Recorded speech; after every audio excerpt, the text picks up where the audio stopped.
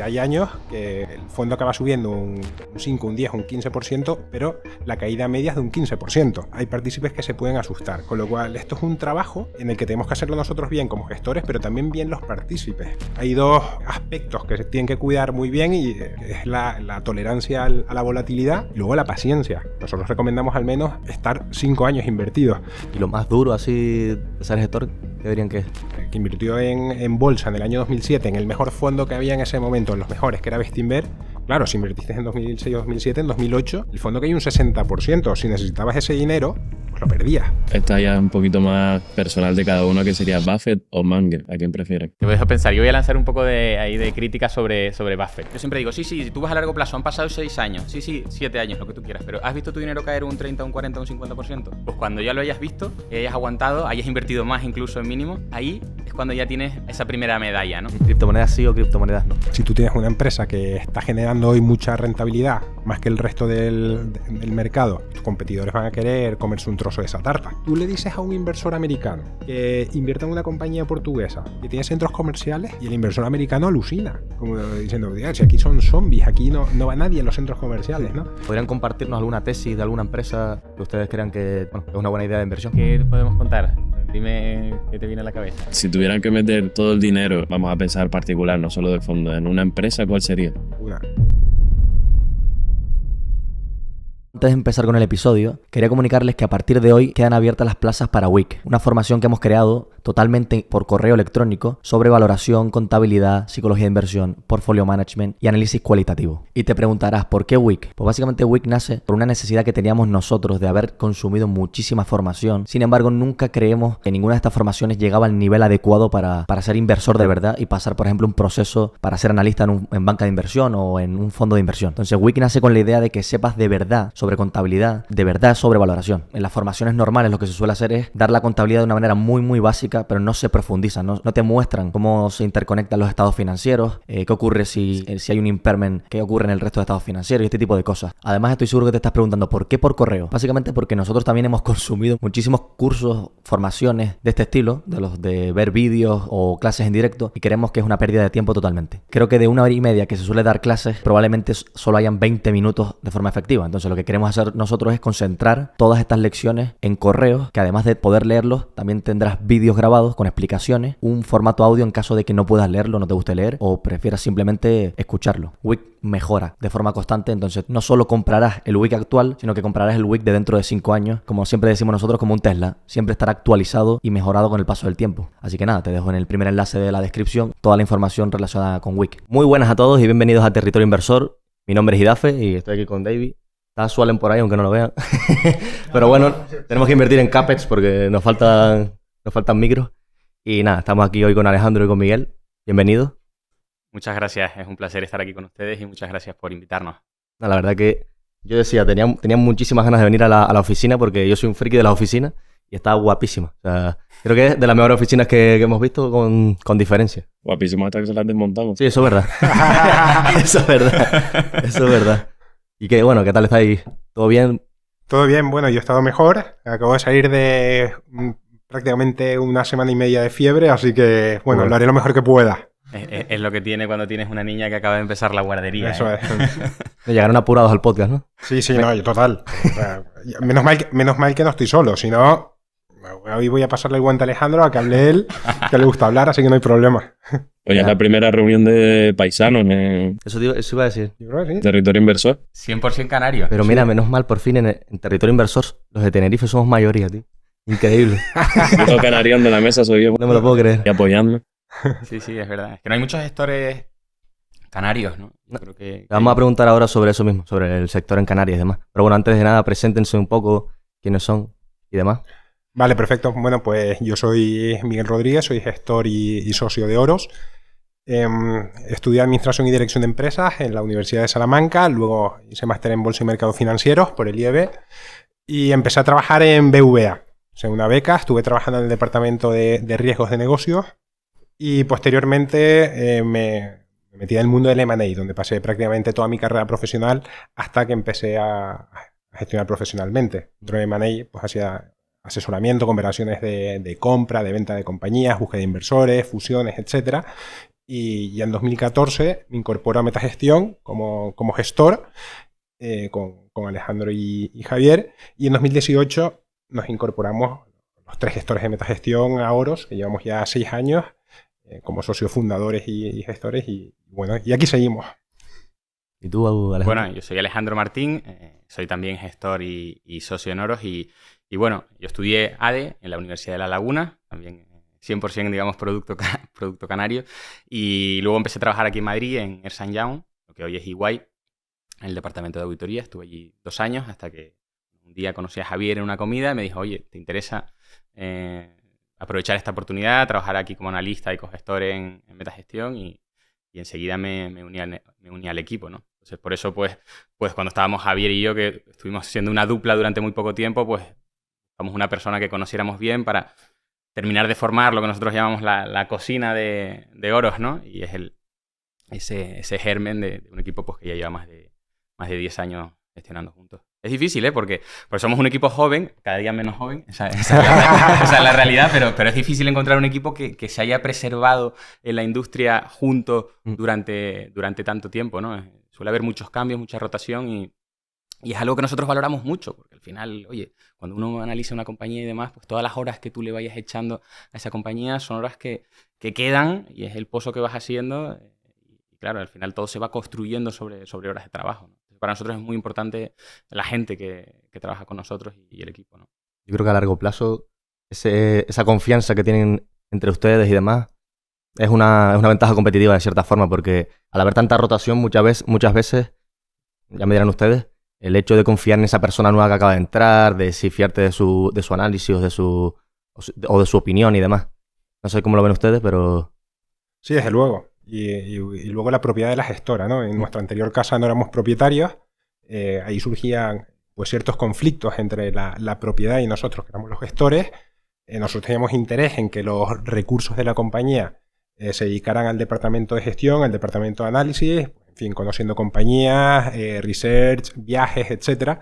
Y bueno, pues la compañía tenía la propiedad tenía otros incentivos, ¿no? A lo mejor maximizar el beneficio, el dividendo, con lo cual eso es bastante importante, ¿no? Controlando tú los recursos, puedes contratar a quien tú quieras, a quien te parezca bien, y de hecho hemos incorporado al departamento de análisis algo que yo creo que no había entrado nadie en el departamento de análisis en los últimos 12 años y ha entrado ahora recientemente un analista junior, Diego Maraña, que es la persona que queríamos contratar y queríamos dentro del equipo. Sí, recientemente, a ver, nosotros nos movemos en otros plazos, recientemente, hace año y medio. Recientemente es el plazo que va entre 2012 y hoy. Claro, al final ha sido un hito para nosotros importante y bueno, poco a poco. Y bueno, el hecho es que en esta gestora el 11% del patrimonio es de los empleados y de los socios. Es que eso ayuda mucho. También es una ventaja alinear los incentivos. Eso lo vi yo en la última reunión que tuvieron ustedes, creo, del año pasado. Que subí un tuit ahí a las 12 de la noche viéndome en el live para la reunión. Y les quería preguntar sobre qué diferencias hay principalmente entre cuando estaban en Metagestión, ahora en Oros, que soy gestora y demás. Y ¿cuál es la principal diferencia? ¿En qué habéis notado la diferencia de haberse cambiado? En términos de proceso, yo creo que el proceso es prácticamente idéntico. Somos el mismo equipo haciendo lo mismo, pero es verdad que, hombre, cuando tú eres el propietario también tienes la capacidad de asignar recursos, que decía Miguel, ¿no? Decir, oye, pues si yo quiero estar un mes en China, lo hago. Y si quiero, no sé, cualquier cosa, ¿no? Me lo invento, ¿no? Pero si quiero quedarme hoy toda la noche trabajando porque tengo que escuchar una reunión que ha habido en China y una conferencia de resultados que es a las 4 de la mañana, pues lo hago, no tengo que dar explicaciones a nadie, ¿no? Y eso es importante porque nosotros que tenemos un 20% de la cartera en China, a veces las cosas no suceden en el horario de oficina, suceden cuando suceden. Entonces es importante pues estar o cuando tienes que hacer una reunión con un equipo americano o asiático, que el trabajo no es tan estructurado, ¿no? Entonces esa flexibilidad de poder decidir cómo se asignan los recursos es súper importante, ¿no? Y luego la injerencia de la propiedad, ¿no? Esto es un estilo de inversión que requiere muchos años, requiere cierta paciencia, no todos los años son buenos. Y claro, si enganchas 2 años o 3 años malos por debajo del mercado, etcétera, y la gestora pues gana menos dinero o está en los puestos bajos del ranking de esos 2 o 3 años, pues la propiedad, si no entiende cómo funciona esto, se puede enfadar, ¿no? Y puede tener otros incentivos, volvemos a lo mismo, ¿no? Y puedes tener problemas en ese aspecto, ¿no? Y incluso afectarte a ti como gestor. Con lo cual, siendo propietarios, yo creo que se alinean todos los intereses, propietarios y copartícipes, ¿no? Con lo que decíamos antes, que el 11% Sí. es, ¿no? El 11% del patrimonio, pues nuestro, ¿no? Y como ven ustedes lo de, bueno, pero estábamos hablando un poco fuera de cámara contigo especialmente, lo de que yo veo que hay una dualidad bastante fuerte entre lo que es educar al partícipe, lo cual es algo súper importante, y el posible incentivo perverso de tal forma que así lo ve la gente de, vale, me está intentando educar / engañar, porque claro, como me quiere vender la moto de que es a largo plazo y demás, pues quiere que siga manteniendo el dinero en su fondo, aunque las cosas vayan mal este año y el próximo y tal. Me gustaría saber cómo lo ven ustedes eso, porque para mí educar al partícipe es súper importante, pero a la vez como que... Es que es eso. Mira, nosotros en los 12 años que llevamos gestionando hemos obtenido una rentabilidad del 11 y pico % anualizado. Eso significa que hemos multiplicado el dinero de los clientes por 4. Entonces, para conseguir eso tenemos un drawdown del 15% medio. Es decir, hay años que el fondo acaba subiendo un 5, un 10, un 15%, pero la caída media es de un 15%. Con lo cual hay partícipes que se pueden asustar. Con lo cual esto es un trabajo en el que tenemos que hacerlo nosotros bien como gestores, pero también bien los partícipes como inversores. Es decir, hay dos aspectos que se tienen que cuidar muy bien, y que es la tolerancia a la volatilidad, que es el riesgo, ¿no?, que se asume en el mercado, que para nosotros la volatilidad no es un riesgo, y luego la paciencia. Nosotros recomendamos al menos estar 5 años invertidos. Y esto es importante porque si tú necesitas el dinero en 2 o 3 años, puede venirte un 2008, el que invirtió en bolsa en el año 2007, en el mejor fondo que había en ese momento, en los mejores, que era Bestinver. Claro, si invertiste en 2006 o 2007, en 2008, el fondo cayó un 60%. Si necesitabas ese dinero, pues lo perdías. Claro, eso se fue recuperando. Ya en 2009 las subidas fueron muy grandes, y esos años que fueron malos para la bolsa, para ese fondo no fue tan malo. Por ponerte un ejemplo, ¿no? Hay otros fondos también, gestión independiente, que lo hicieron bien. Claro, los partícipes que sacaron ese dinero ahí no solo pierden dinero, sino que ya no vuelven y no quieren saber nada de esto. Por lo tanto, yo creo que la educación al partícipe, la educación es un poco arrogante quizás decirlo así, ¿no? Pero bueno, explicarle bien al partícipe, que lo entienda, ¿no? Esto no es un banco, aquí al final queremos que si alguien viene con nosotros esté muchos años y se aproveche de esas rentabilidades, porque la volatilidad a largo plazo está muy bien pagada y el partícipe pues lo tiene que aguantar. O sea que es difícil, ¿no? Los partícipes siempre, nosotros hablamos con muchos, ¿no? Y siempre reconoce que dice, sí, yo tengo una mentalidad de largo plazo, ¿no? Pero cuando ves tu fondo caer un 40%, esa es la verdadera enseñanza. Ahí es cuando entran todas las dudas, y ahí es cuando yo siempre digo, sí, tú vas a largo plazo, han pasado 6 años, 7 años, lo que tú quieras, pero ¿has visto tu dinero caer un 30, un 40, un 50%? Pues cuando ya lo hayas visto, y hayas aguantado, hayas invertido más incluso en mínimo, ahí es cuando ya tienes esa primera medalla, ¿no? Creo que es la más difícil. La siguiente caída, ya sabes cómo tu cuerpo va a reaccionar y vas a decir, oye, yo ya sé que parece que el mundo se acaba, pero es que no se acaba. El mundo sigue funcionando, ¿no? Pero la primera vez, tolerarlo es la más complicada. ¿Y ustedes cómo tratan de educar, vamos a llamar, como queramos llamarlo, de educar al partícipe? ¿A través de las cartas, de las reuniones, o hacen algún tipo de otra cosa? ¿Estar cerca del cliente?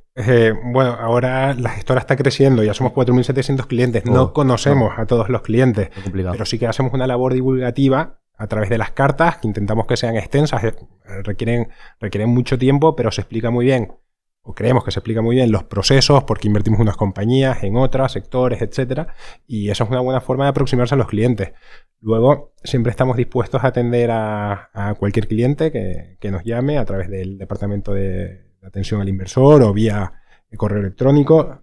Siempre respondemos, y muchas veces los clientes, incluso la gente que dice Alejandro que ya está vacunada de esas caídas, que a lo mejor esta ya es la tercera, gente que lleva invirtiendo 30 años, pues se asusta con la guerra de Israel a lo mejor y te llama. Dice, oye, pero claro, ahora es diferente porque el petróleo no va a pasar en el Golfo Pérsico, van a subir los precios, entonces, y estamos en una recesión real en Europa.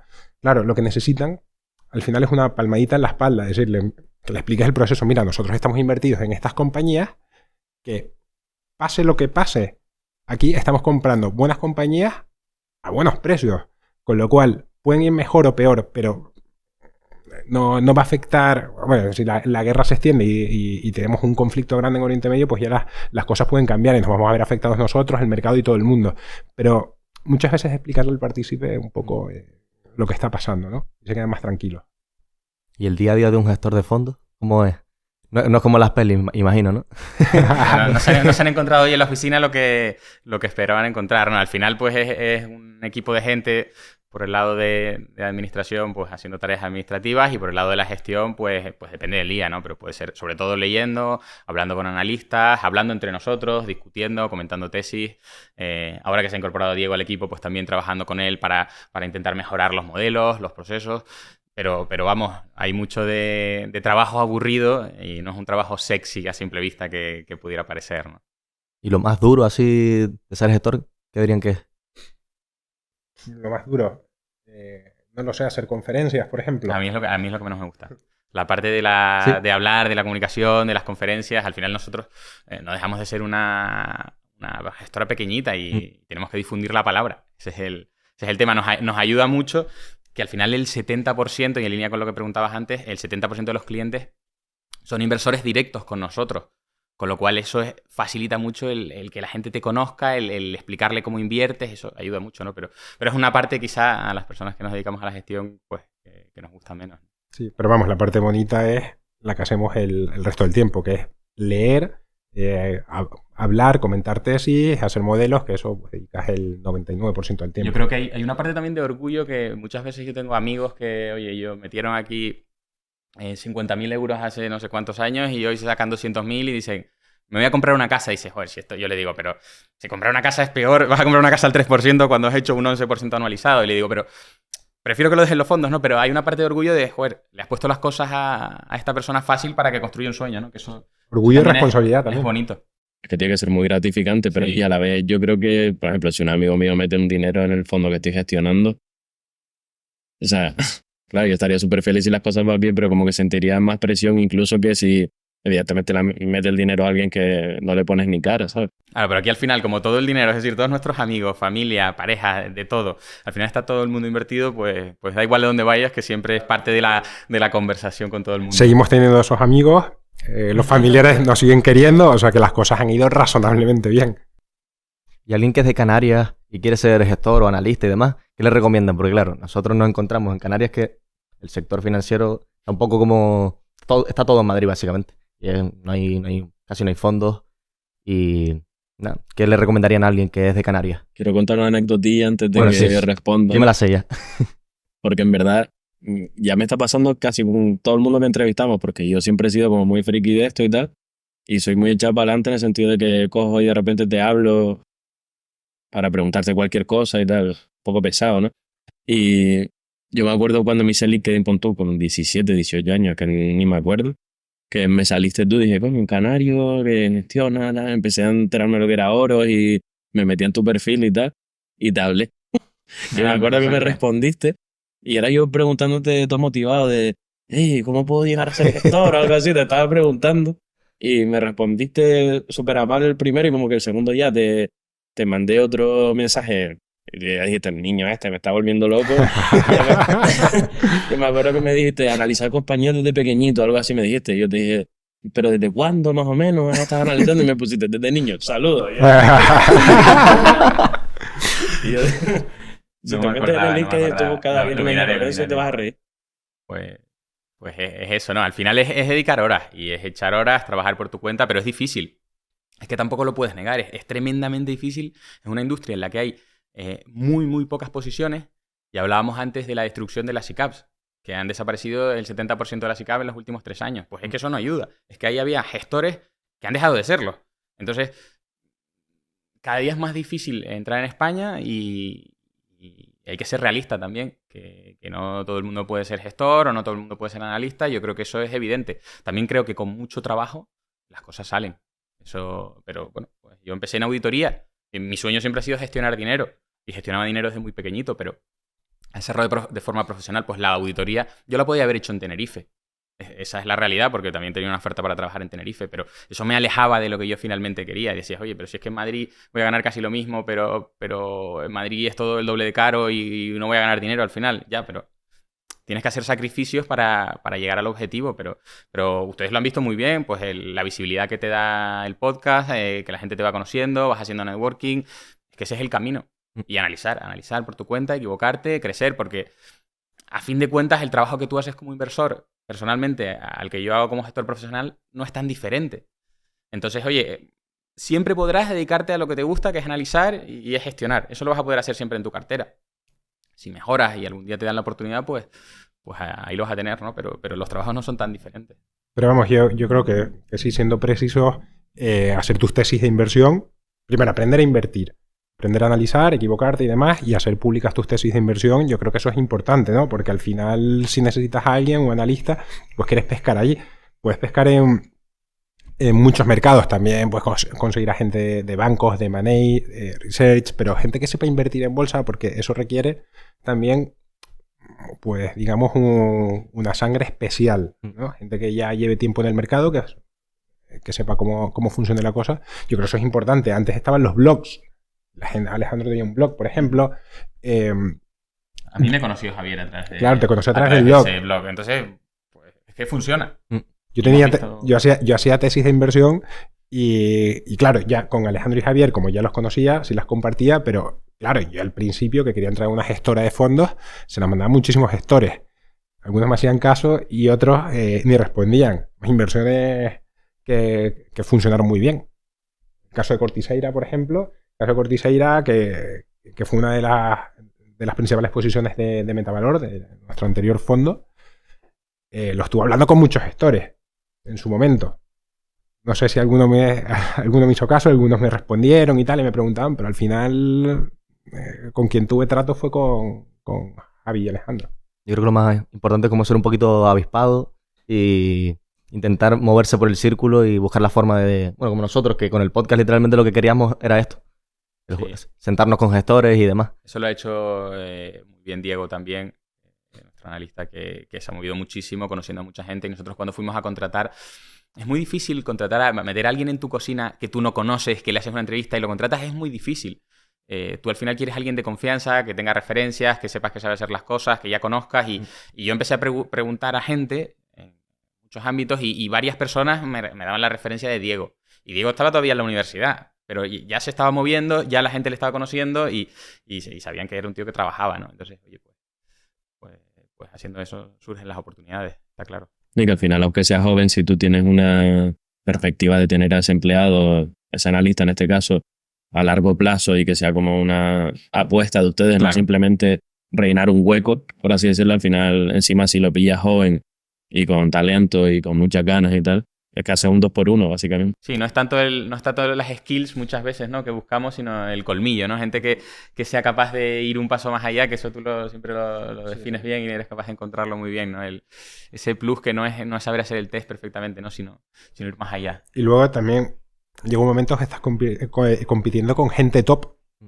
Claro, Diego es un tío que es top, entonces nosotros no competíamos solos. Ahí está, pues, en otros procesos, pues, de gestoras importantes, gestoras multinacionales. De hecho, tuvimos en otra ocasión otro analista que teníamos pensado contratar y claro, se fue a una gestora británica muy grande a hacer private equity. Y yo creo que tiene sentido, además, porque el tío había estudiado un máster de estos caros. Sí. No, se lo habría pagado su padre o no lo sé. Y claro, el padre dice, ¿cómo te vas a ir con los matados estos? Y te vas a la gestora británica, allí a Londres, cobrando una pasta, ¿no? Pues difícil eso, ¿no? Y que nos elijan a nosotros. Llega un momento en que también te tienen que elegir a ti. Claro, tiene que haber mucho encaje personal, porque al final, siendo una gestora pequeña, pues tu capacidad de pago no puede ser igual a la de una gestora inglesa. Es que cualquier otra gestora grande, es que eso es así. Imagínate que reciben una tesis ustedes de un chico que está empezando en esto. ¿A qué le darían más importancia? O sea, ¿en qué se fijarían más? ¿En su capacidad analítica de la parte cualitativa o de la parte más cuantitativa? Yo creo que la cualitativa es muchísimo más importante. Es decir, al final hacer modelos, yo creo que es algo que, en fin, hay algunos más complicados, algunos menos, pero es como unos auriculares que tienes enredados, pues al final unos cuestan más que otros, pero al final lo acabas sacando, ¿no? Pero la parte cualitativa es algo que requiere mucho aprendizaje, ¿no? Va dentro del círculo de competencia cada uno, cómo expande ese círculo de competencia. Y claro, si esa persona conoce muy bien un sector, una tesis de inversión, eso es importante. Ojo, que nos han llegado tesis de inversión que al final han entrado al fondo. Eso ha pasado, y con bastante éxito. O sea que eso lo miramos. Recuerdo un caso de un estudiante de Málaga, estaba en la universidad y, por ejemplo, sí. Y era una muy buena tesis. Era muy buena tesis, estaba bien construida. Ahora, no es lo mismo lo que puede hacer un estudiante que lo que podemos hacer nosotros con el acceso a información, con la experiencia que tenemos, es otra cosa. Estaba ¿no? muy bien tirada. Pero está muy bien tirada. Al fin y al cabo yo creo que los modelos como que es algo que podrías llegar a aprender y, bueno, al fin y al cabo es modelizar en Excel y demás y saber un poco cómo se valora una empresa, pero la parte cualitativa es como... Es lo que transforma los números dentro del modelo después. Al final, el modelo te sirve para hacer los números, porque la parte cualitativa te va a permitir estimar cuánto va a ganar la empresa en el futuro, que esa es la clave, ¿no? Cuánta caja o cuánto beneficio va a producir la empresa en el futuro. Si sabes eso, o si estás muy aproximado a eso, ya lo tienes, ¿no? Y eso lo haces con la parte cualitativa. Lo otro es poner en el modelo unos crecimientos, unos márgenes, un cambio de los OPEX y cómo llega eso a caja. Yo saliéndome de la parte cualitativa y cuantitativa, te diría que la presentación, la calidad con la que la gente hace las cosas, eso es importante. Yo te diría que el 50% de las tesis que a mí me llegan no están para enviarlas a un gestor profesional. Porque aunque el tío le haya hecho bien, dices, hay poco mimo. Es decir, tú le estás mandando una tesis, la estás mandando a 200 personas, pero esa persona que la está recibiendo está dedicando 1 hora de su tiempo, que no tiene, a leerse esa tesis. Hazlo con cariño, con mimo, deja las cosas bien ordenadas. Y ojo, que yo no soy el más pulcro en esos temas, pero la realidad es que claro, es que te llega mucha información y muchas cosas y que el material sea apetecible y sea bonito y fácil de digerir, y yo creo que eso también es interesante. Y estoy de acuerdo en la parte, obviamente, cualitativa, ¿no? Pero yo siempre lo digo, que la estética es extremadamente importante porque, o sea... Ya lo dice Ter, ¿no? Yo soy demasiado... Yo soy un tiquismiqui, o sea, todo lo que sea ruido visual a mí lo anoto al momento. Entonces, parece que no, pero te dice mucho de cómo es esa persona, solo con cómo te plantea estéticamente una presentación o este tipo de cosas. No, es que esa persona ha hecho un trabajo súper largo para enviar... Es que su currículum enviado a un montón de personas. Entonces, si ya no tiene la calidad o la presentación que tú esperas, dices, oye, ¿cómo será con otras cosas, no? Si tiene faltas de ortografía, si no... yo creo que hay que dedicarle mimo y tiempo a las cosas. Y bueno, hablamos de Oros ya. Quería preguntarles, bueno, un poco para que ustedes se presenten, ¿qué hacen en Oros? O sea, ¿cuál es vuestra filosofía de inversión? ¿Y qué les diferencia a ustedes del resto de gestoras y fondos de value en España? Bueno, pues en Oros hacemos value investing. Intentamos invertir con sentido común. Siempre nos apoyamos en 5 criterios de inversión, que son el invertir en cosas que conocemos, empresas que estén dentro de nuestro círculo de competencia.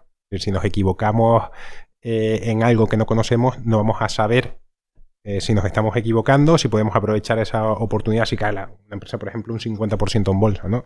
Es decir, tenemos que invertir en cosas que conozcamos. Luego, intentamos evitar empresas endeudadas, y esto, pues, un matiz importante es que no todas las empresas no tienen que tener deuda. Es decir, hay ciertas empresas que le viene bien el endeudamiento si tiene flujos de caja predecibles, por ejemplo, como puede ser una concesión administrativa, el sector inmobiliario, etcétera. Ahí la deuda se aguanta bien y le da un punto adicional de rentabilidad al accionista. Ahí sí nos gusta. Pero, por ejemplo, en empresas cíclicas o empresas intensivas en capital, ahí preferimos que no tengan deuda. Preferimos renunciar incluso a rentabilidad, porque si una empresa cíclica, una commodity, una industrial, te equivocas en el ciclo de capital de la industria y vienen mal dadas, al final con deuda se magnifica tu error, ¿no? Tu daño sobre el equity, y puedes llegar a perder toda la inversión. Luego, invertimos en empresas, nos gusta invertir en empresas que tienen ventajas competitivas o barreras de entrada razonablemente fuertes. Una ventaja competitiva te permite defenderte de tus competidores, incluso atacarlos, poder defender precios, etcétera, ¿no?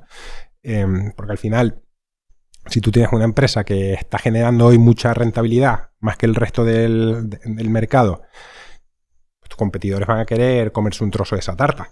Van a venir a por ti van a copiarte, si no puedes defenderte, tu rentabilidad va a bajar otra vez a la rentabilidad del mercado, de tu sector. Con lo cual nos gustan ventajas competitivas, cuantas más mejor, y si son sostenibles, pues mejor todavía, ¿no? Y luego, un punto muy importante que analizamos en Oros es los incentivos y la gestión de capital de las compañías. Tú cuando inviertes en una empresa, evidentemente has analizado muy bien la compañía, su equipo gestor y cómo desarrollan su negocio, sus productos o servicios.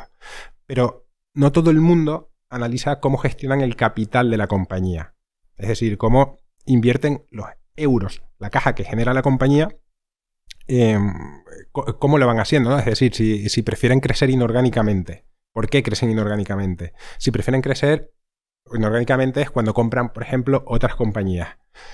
O prefieren crecer orgánicamente, es decir, invirtiendo para expandir su producción.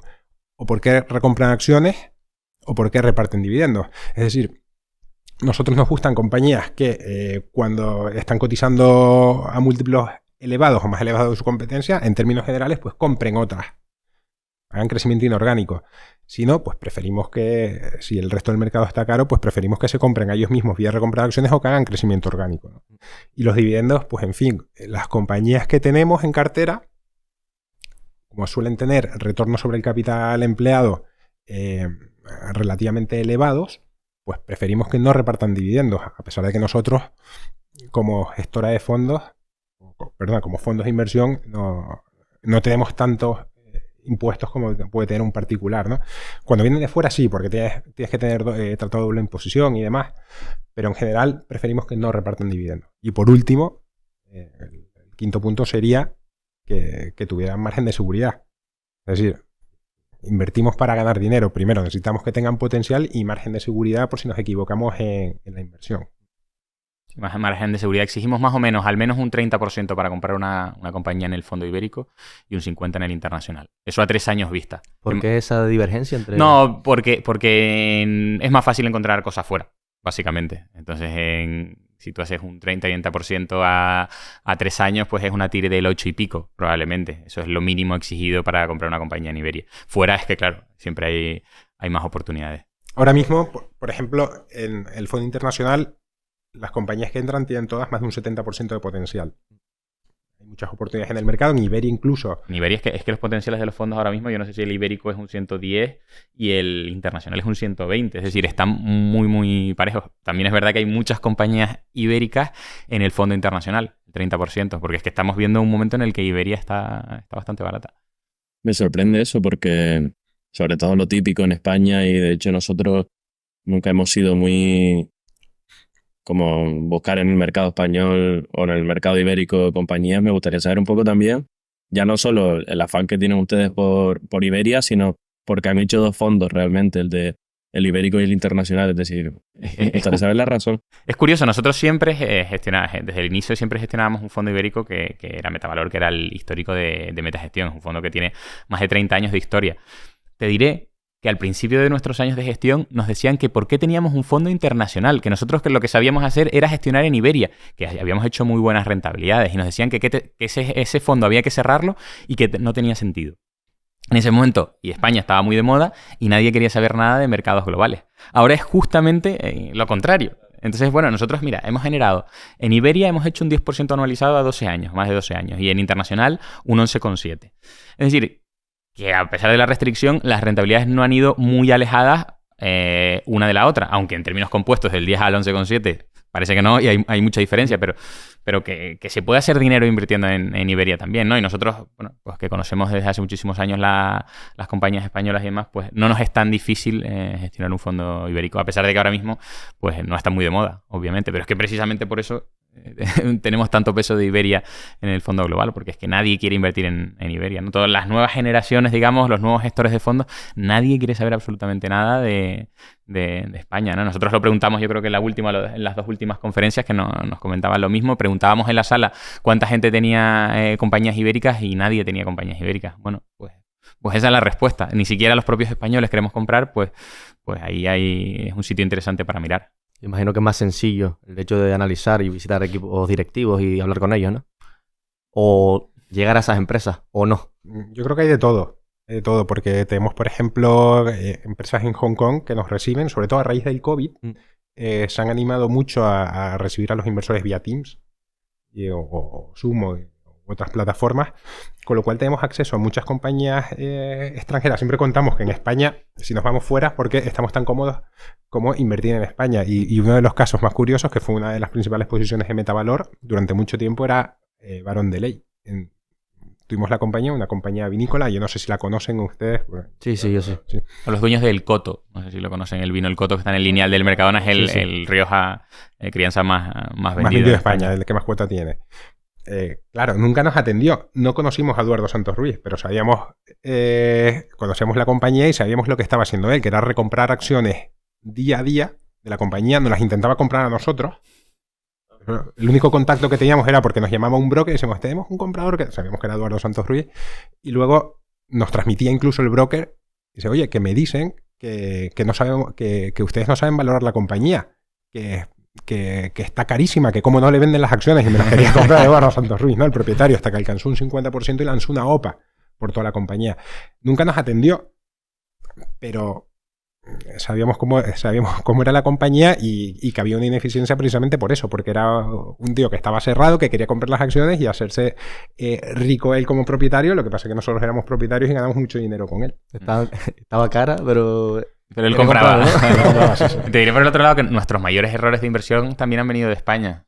Eso te iba a preguntar ahora, que errores de inversión que hayan cometido ustedes y que puedan compartir, sobre todo para nosotros que somos jóvenes. Mejor aprender de errores de otros. A ver, yo creo que el caso de OHL en España fue un error de inversión grande, porque quizá no nos fiamos tanto del management y de las cuentas, y eso al final, pues la compañía era fácil de valorar porque tenía 2.000 millones en caja neta. La caja cubría todo el market cap, pero de un día para otro, negocio inmobiliario, mucho riesgo, construcción, desapareció esa caja y claro, pues un error bastante grande. Por suerte vendimos en cerca de €1 y ahora están haciendo una ampliación de capital en 0,25. A veces también dicen, oye, es que hemos perdido una buena parte de la inversión, vamos a aguantar. Pues mira, ha caído desde que vendimos otro 75%, ¿no? Que pues seguimos fieles al proceso, aceptamos que nos equivocamos y salimos, ¿no? Eso es importante, ¿no? Y luego fuera también... Igual, bueno, fuera te iba a decir el caso de Ensco Rowan, por ejemplo, que eso sí que viene del lado de la deuda, ¿no? Ese error. Sí. Al final ha habido algunos errores por deuda. Demasiada deuda. Sí. Demasiada deuda, sectores cíclicos, negocios relacionados con el mundo de la televisión, que eso lo hemos aprendido y no lo hemos cometido en España, pero que el caso de Viacom, ¿no?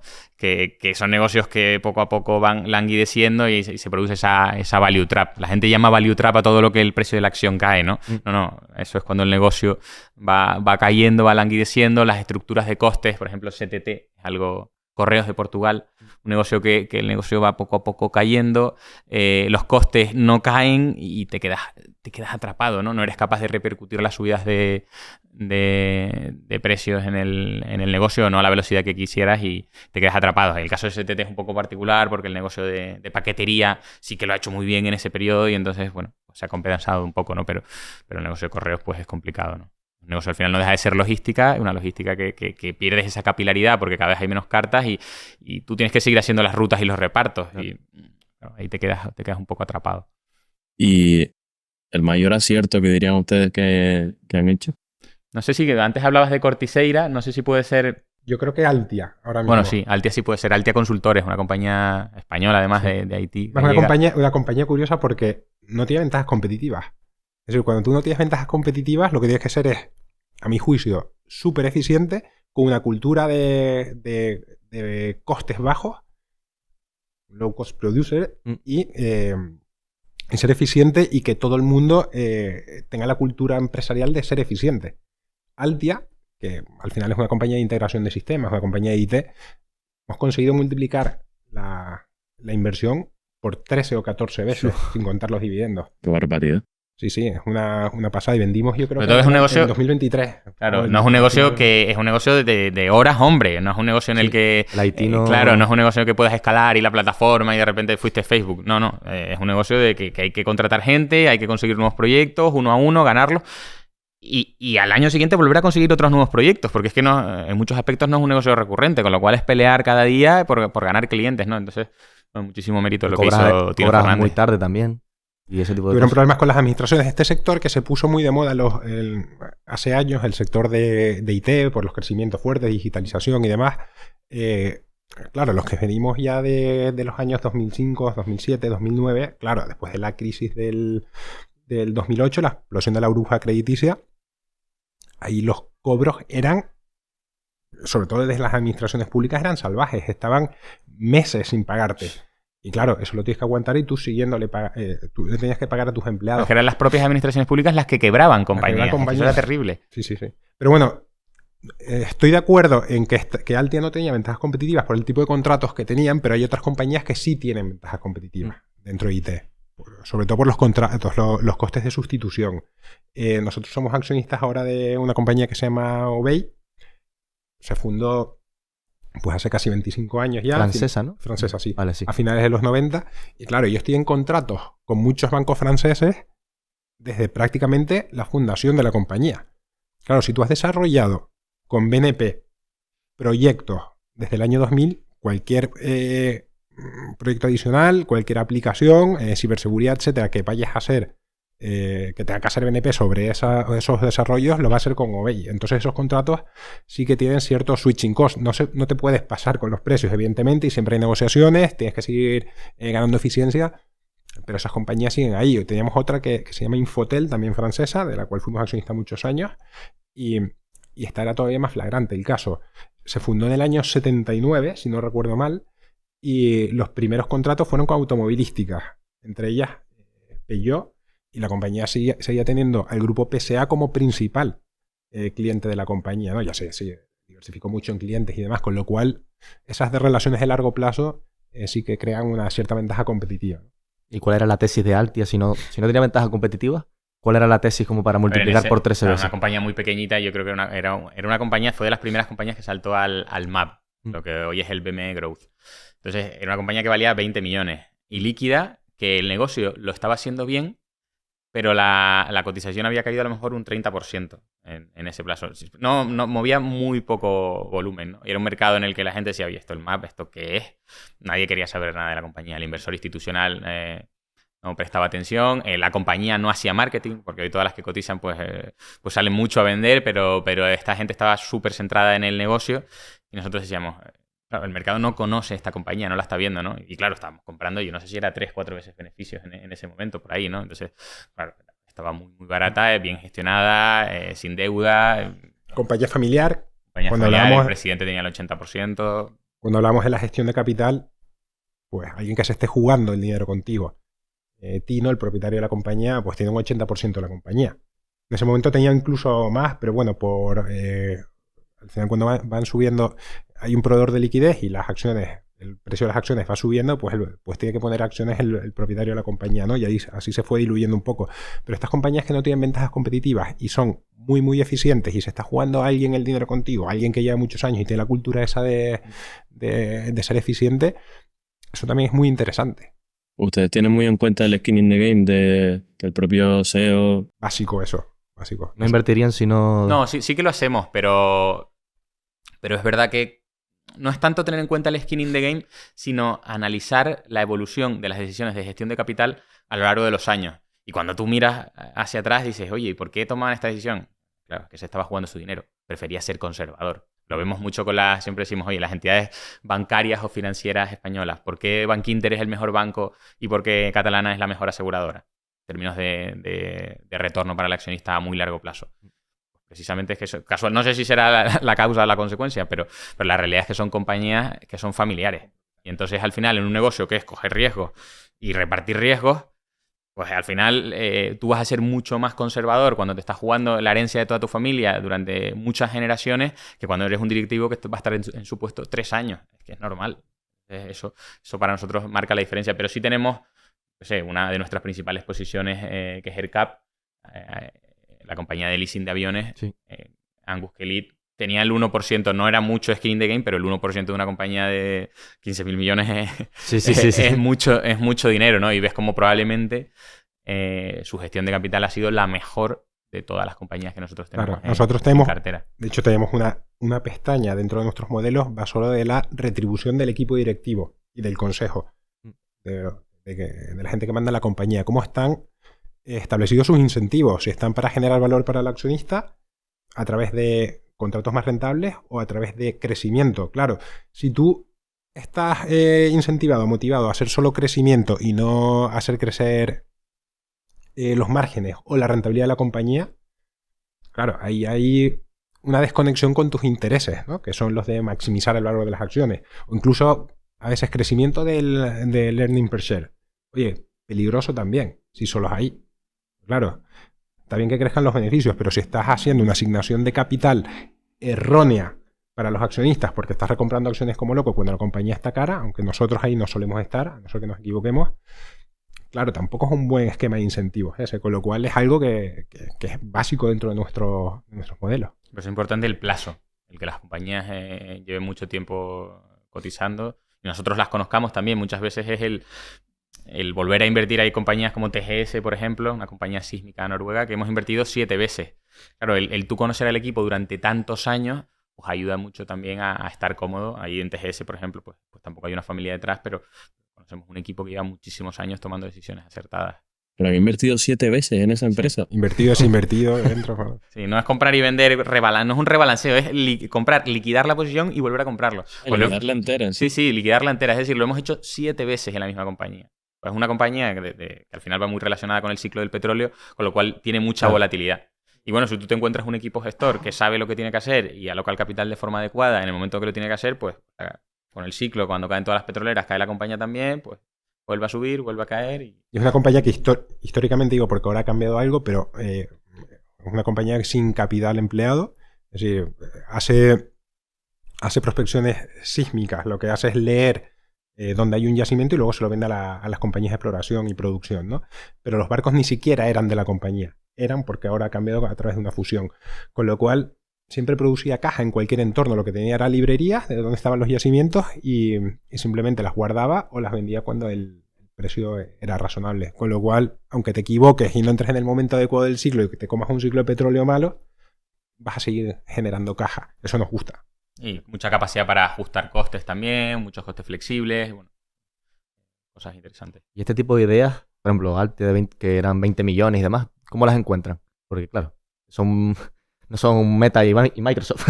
Nosotros siempre tenemos, y a mí me gusta contar el caso de Groupe Vuillin, que nosotros cogimos en su día, que fue principal posición de nuestro fondo. Una compañía francesa que se dedica a hacer envases de plástico, ¿vale? De alimentación, como donde van los tomates cherries o las frambuesas en el supermercado. Pues nosotros cogimos el Alternex francés, que es como el MAP o el BME Growth. Las 200 compañías o 300 que tenía en ese momento las miramos de arriba abajo, fuimos mirando por múltiplos una a una y encontramos que Vuillin no tenía los números actualizados en Bloomberg desde hacía como 4 años. Para entrar en su web además había que loguearse, bueno, unos temas tremendos. Entonces dijimos, vamos a mirar un poco más, ¿no? Y nos encontramos que era una compañía líder europeo haciendo eso, cotizando a 3 veces beneficios. En 2012, cuando Europa, y sobre todo las small caps en Europa, estaban absolutamente defenestradas, ¿no? Entonces, a ver, nosotros desde hacer ese tipo de cosas, hablar con competidores, mirar carteras de otros inversores profesionales, incluso algún amigo, inversor, analista que respetamos que nos pasa tesis, la cadena de valor de las compañías, es decir, o propias competidoras de nuestras compañías. Todo eso, pues lo hacemos. A veces no son ideas que incorporemos a la cartera, pero nos sirve para aprender sobre el sector, ¿no? Entonces, eso lo hacemos mucho, el ir cogiendo cosas que se parecen o que son competidores de lo que tenemos. ¿Y el método Lynch les gusta a ustedes o no tanto? Exactamente. ¿El de observación o...? El de verlo en tu día a día, los productos que a lo mejor a ti te gustan incluso. Sí, lo que pasa es que eso ya cada vez es más complicado. Claro, sí, ahí no vemos, hay algún gestor que lo cuenta, pero yo creo que ahí a nosotros, no sé si vemos, es más el ver una cosa y decir, si esto lo hacemos nosotros, que el derivado de eso que veas. A mí sí me gustaba, y de hecho alguna vez lo he contado, que a mí me encanta voy por la autopista, pum, veo una empresa y no sé cuánto, pum, le digo tal, voy a mi mujer, le digo, oye, apúntame eso que voy a mirar qué hace, no sé cuando veo una nave importante y demás, ¿no? Y eso me gusta hacerlo, pero la realidad es que lo hacía mucho más antes porque ya no le veo sentido. Al final, pues atacamos por otros flancos, ¿no? Todo lo que dice Alejandro, competidores, preguntando. Pues preguntando a una empresa... Más anecdótico. Claro, la observación más anecdótica. Preguntando a una empresa es que te da no solo visión de sus competidores, sino también de quiénes son sus mejores clientes o quiénes son sus mejores proveedores, los que no fallan, quiénes son los proveedores clave. Claro, tú haces muchas veces esas preguntas cuando estás hablando con una compañía. Ellos ni siquiera saben por qué haces esa pregunta, pero a lo mejor es para aprovecharnos nosotros de ese conocimiento, ¿no?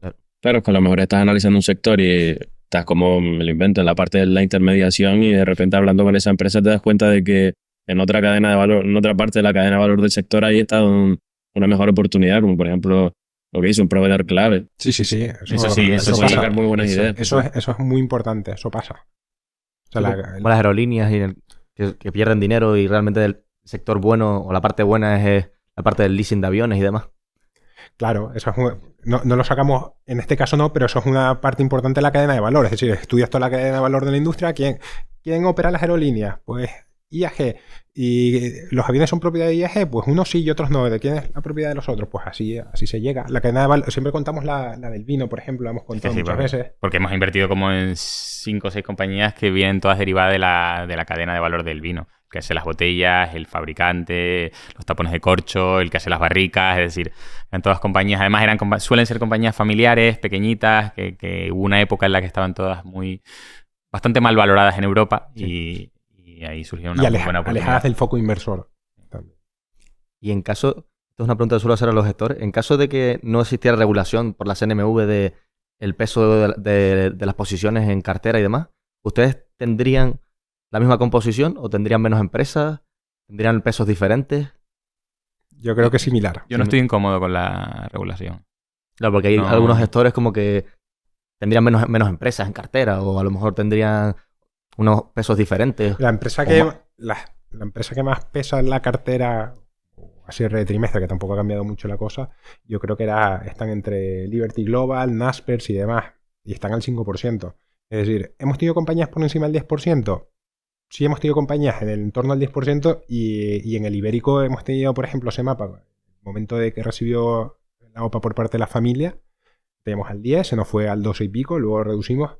¿Hubiésemos tenido el 15% en Semapa? Joder, no sé, a lo mejor sí, pero puntualmente. Sí, nosotros somos miedosos y cuando las cosas se van de peso, los riesgos...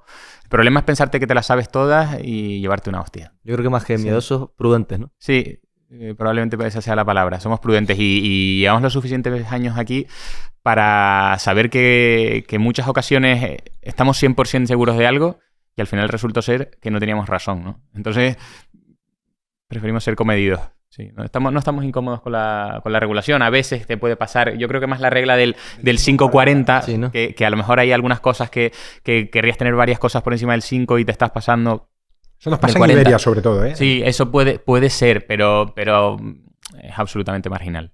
¿No suelen tener más del 5%? ¿O cuál es un peso máximo que hayan tenido? Sí, 10 estamos 10%, hablando. en el ibérico lo hemos tenido muchas veces. Cuando llegó 12, el 12 solo puede estar sobrevenido. Sí. 6 meses, ¿no? Eso ha sido sobrevenido hasta que estuvimos reduciendo. Pero en ese momento yo creo que Semapa la teníamos como al 9 la veíamos muy barata y la lanzaron la OPA, no sé si fue una prima del 20 o el 30 y pues se fue al 11 o a lo que fuera, 11 o 12. Pero en general tuvimos a Barón de Ley cerca del 10%, yo creo que Guillín también estuvo cerca del 10%, pero te estoy hablando a lo mejor de 3, 4 compañías que han estado por encima del 7-8% en más de 12 años. Entonces, bueno...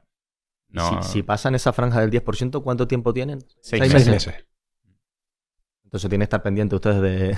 Claro, es que tienes los límites, te saltan diariamente. Tienes ahí, pues, está el departamento de administración y de riesgos que todos los días te dice, oye, te estás pasando en este sentido, tienes que corregirlo. Otro día te vuelven a avisar. Todo otro día. Te viene, sí. Y la liquidez, todo. Y tú que ya lo sé. Ya. Nada más hay que hacerlos por regulación, ¿no? ¿Y cuántas compañías tienen ustedes en cartera en el fondo internacional, por ejemplo? Yo creo que unas 45 compañías aproximadamente, que son bastantes, es un número alto para lo que hemos tenido tradicionalmente, pero es verdad que a lo mejor de esas 45 puede haber, no me atrevo a decir, 12, 13 que están en el fondo ibérico, con lo cual hay cierto solape en términos de horas de trabajo. Sí, hace un poco de sinergia, porque claro. si no... Sí.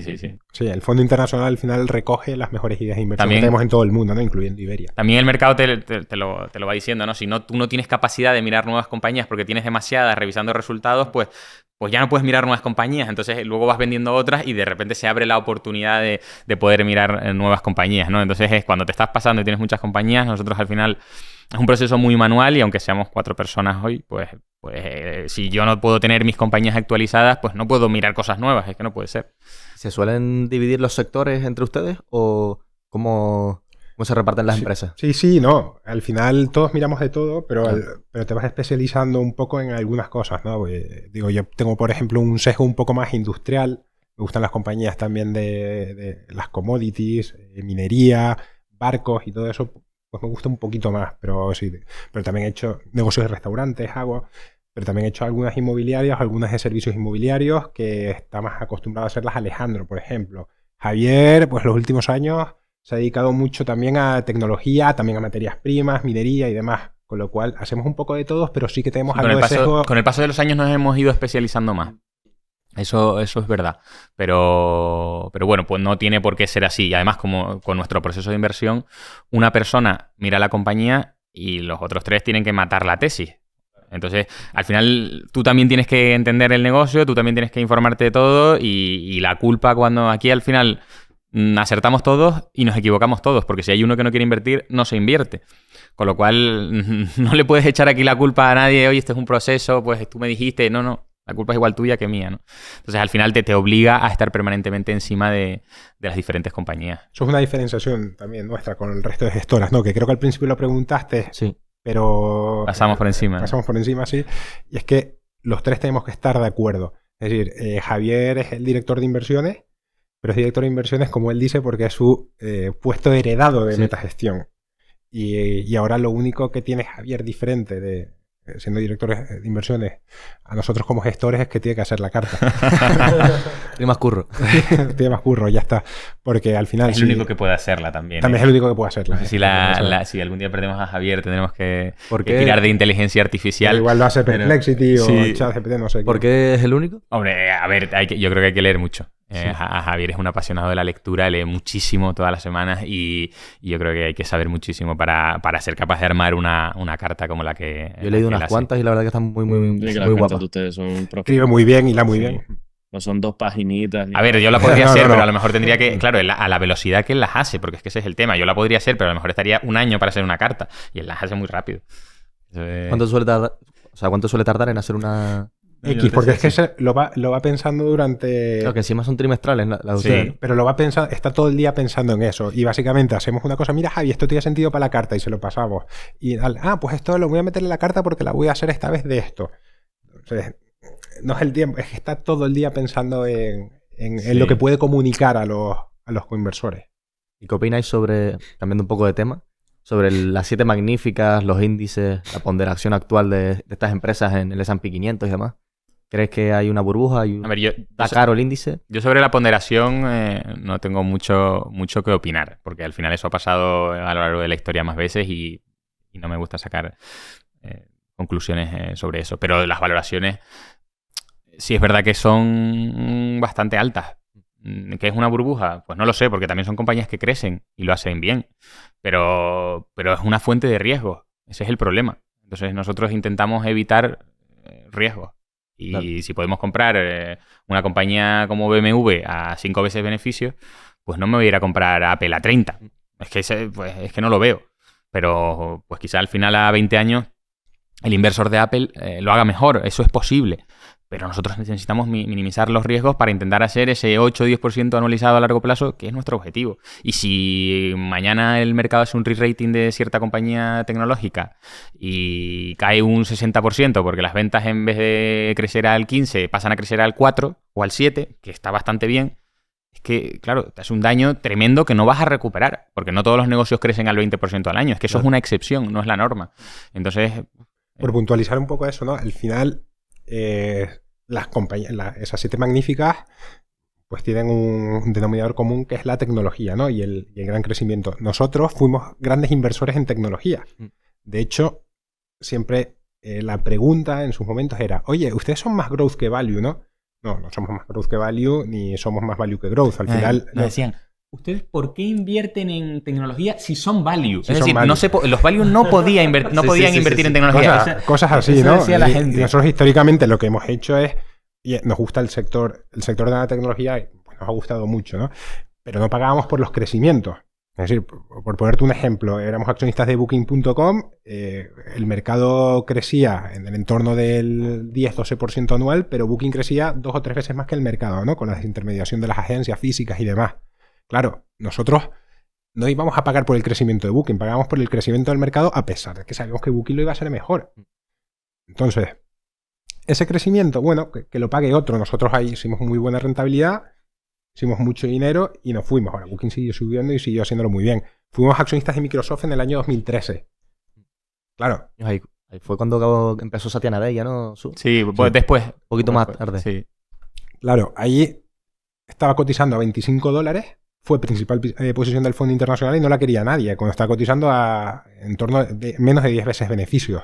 De Microsoft, menos de 10 veces beneficios de un año, sí, eso pasaba. Eso pasaba porque nadie la quería. A la gente le da miedo la implantación del cloud, por ejemplo, el crecimiento del Office 365 y demás, que esto nosotros tampoco lo pagamos, evidentemente, si no seríamos accionistas todavía, pero hubiésemos estado mucho más tiempo. Pero, por ejemplo, hicimos una rentabilidad enorme en Microsoft comprándola a 10 veces beneficios. Alphabet, hemos sido accionistas también desde el año, yo creo que 2012-2013, ininterrumpidamente, hasta el año 19 que desinvertimos, en 2020 volvimos a invertir, y otra vez desinvertimos hace, pues no sé, 2-3 años, ya ni lo sé, cuando desinvertimos la última vez. PayPal sería un muy buen ejemplo de esto, ¿no? Bueno, cuando nosotros compramos PayPal cuando todavía estaba dentro de eBay. O sea, nos la llamamos como una decisión de eBay. Porque estábamos invertidos en eBay, ¿no? Entonces la compañía pues pasó de 25 a 75. Nosotros vendimos pues por esos niveles, por 70, 75 se fue a 300. Nos perdimos todo eso. Pero es que de 300 se ha vuelto a ir ahora a 50 y hemos vuelto a comprar. Ahora está otra vez en 80, ¿no? Pero bueno, pues vendimos en su día a 15 veces beneficios o 17 veces beneficios y hemos vuelto a comprar en 60, 50, 70 a 7, 8 veces beneficios. Bueno, pues ese es nuestro trabajo. A veces no nos vuelve a dar el mercado la oportunidad y otras veces sí nos la da, ¿no? Eso es lo que hacemos, pero intentamos ser cautos y comedidos a la hora de valorar las empresas. Y cuando le sucede eso, al final también, o sea, tiene un poco que ver con la filosofía de inversión de ustedes, incluso de minimizar riesgos y pues, asegurarte un poco la rentabilidad que vas recogiendo y tal, pero cuando te sucede algo de eso, ya se fue a 300... Me encantaría saber cómo lo gestionan a nivel emocional, porque hay mucha gente que eso a lo mejor le puede afectar. Es que al final, dice, ya que...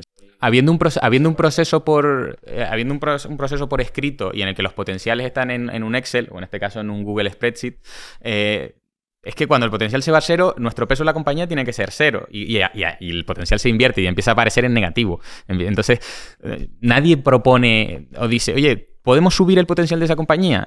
No. Pues si no podemos subir es que no... Además, muchas veces tú, que eres el que presenta la idea, dices, joder, yo no quiero... Es que esto va subiendo y como que tú mismo te enganchas y dices, es que quiero poner más peso en eso. Pero el de al lado te dice, oye, que es que el potencial se está bajando, con lo cual hay que ir soltando. Y vamos soltando. Con lo cual es un proceso que se produce de forma bastante natural. No hay como, venga, esto al 5, venga, de repente esto no. Sino los pesos se van ajustando poquito a poquito siempre y entonces pues no hay... esa discusión no suele... Sí, pero esa parte que comentas es súper importante porque es el control de las emociones. Y sirve para cuando sube, pero también para cuando baja. Y cuando baja es más complicado todavía, porque si tú no tienes bien armada tu tesis de inversión, no sabes si te has equivocado, pero incluso teniéndola bien armada, si el mercado te va quitando la razón día a día, claro, si piensas en los años, es que el problema del COVID duró muy poco, pero a raíz de la crisis de 2008, el año 2010, 2011, 2012, las empresas iban languideciendo todos los días, pum, caían. Solo algunas empresas se iban recuperando. Claro, empiezas a creer que tú no tienes la razón. Es decir, tengo una tesis bien montada, confío en esto, pero es muy difícil controlar esas emociones cuando eres el único que está remando contra el mercado. Con lo cual, ahí tienes que tener dos cosas, ¿no? Y eso lo dice Clarman, que tienes que ser, por un lado, humilde para reconocer si te has equivocado, pero si no te has equivocado, también tienes que ser un poco arrogante para llevar la contraria al mercado. Incluso subir ahí el peso de las compañías si realmente crees en tu tesis. Eso también nos ha pasado Claro, te hablo de los años esos, 2011, 2012 y tal, pero nos ha pasado año 2016 con las materias primas. Empezamos a invertir en ellas, en muchas materias primas, cuando habían caído ya un 30, un 40% y siguieron cayendo. Empezamos a invertir en cobre. En general siempre sufrimos, ¿eh? ¿No? Compramos y nunca compras y sube. No, compras, cae un 20, un 30, un 40 y luego ya... Es un trabajo poco agradecido en el corto plazo, eso es así. Pero en el largo plazo, pues bueno, sé. Y que la gente cree como que puedes literalmente comprar en el punto más bajo de la empresa. Perfecto, y es imposible. Cuando nos pasa que maximizas la TIR es pura potra. Sí, literalmente. Y nos ha pasado, pero vamos, pura potra. Y bueno, por ejemplo, el control de las emociones, ¿no? Con el COVID. Tenemos una empresa que era cíclica, todavía está en cartera, que se llama Aperam, que es una productora de acero inoxidable, la más eficiente de Europa. Claro, llega el COVID, nadie te va a comprar acero inoxidable, está todo cerrado, fábricas, no se fabrican automóviles, no se fabrican aviones, todo cerrado. Claro, la compañía que venía de 40 y pico euros se te va a 20, 25, 24. Compramos. Oye, es que vemos que esta compañía produce, en cuanto se abra algo el mercado, esta compañía genera caja casi en cualquier momento. Es cíclica, pero es la más eficiente, no tiene deuda. Seguimos comprando. 24, 23, 22. Sigue cayendo. Claro, hasta que se fue a 17 euros y ya nos sentamos, oye, esto hay que subirlo, esto hay que ponerlo al 5%. Esto es una valoración absolutamente ridícula. Esto va a hacerte, en cuanto se abra el mercado, 150 millones de cajas y está cotizando a 1.000 millones menos la caja. Con lo cual es una absurdez. Se abre el mercado, ¡pum! 25, 27, 30, hasta 50 y pico euros por acción otra vez.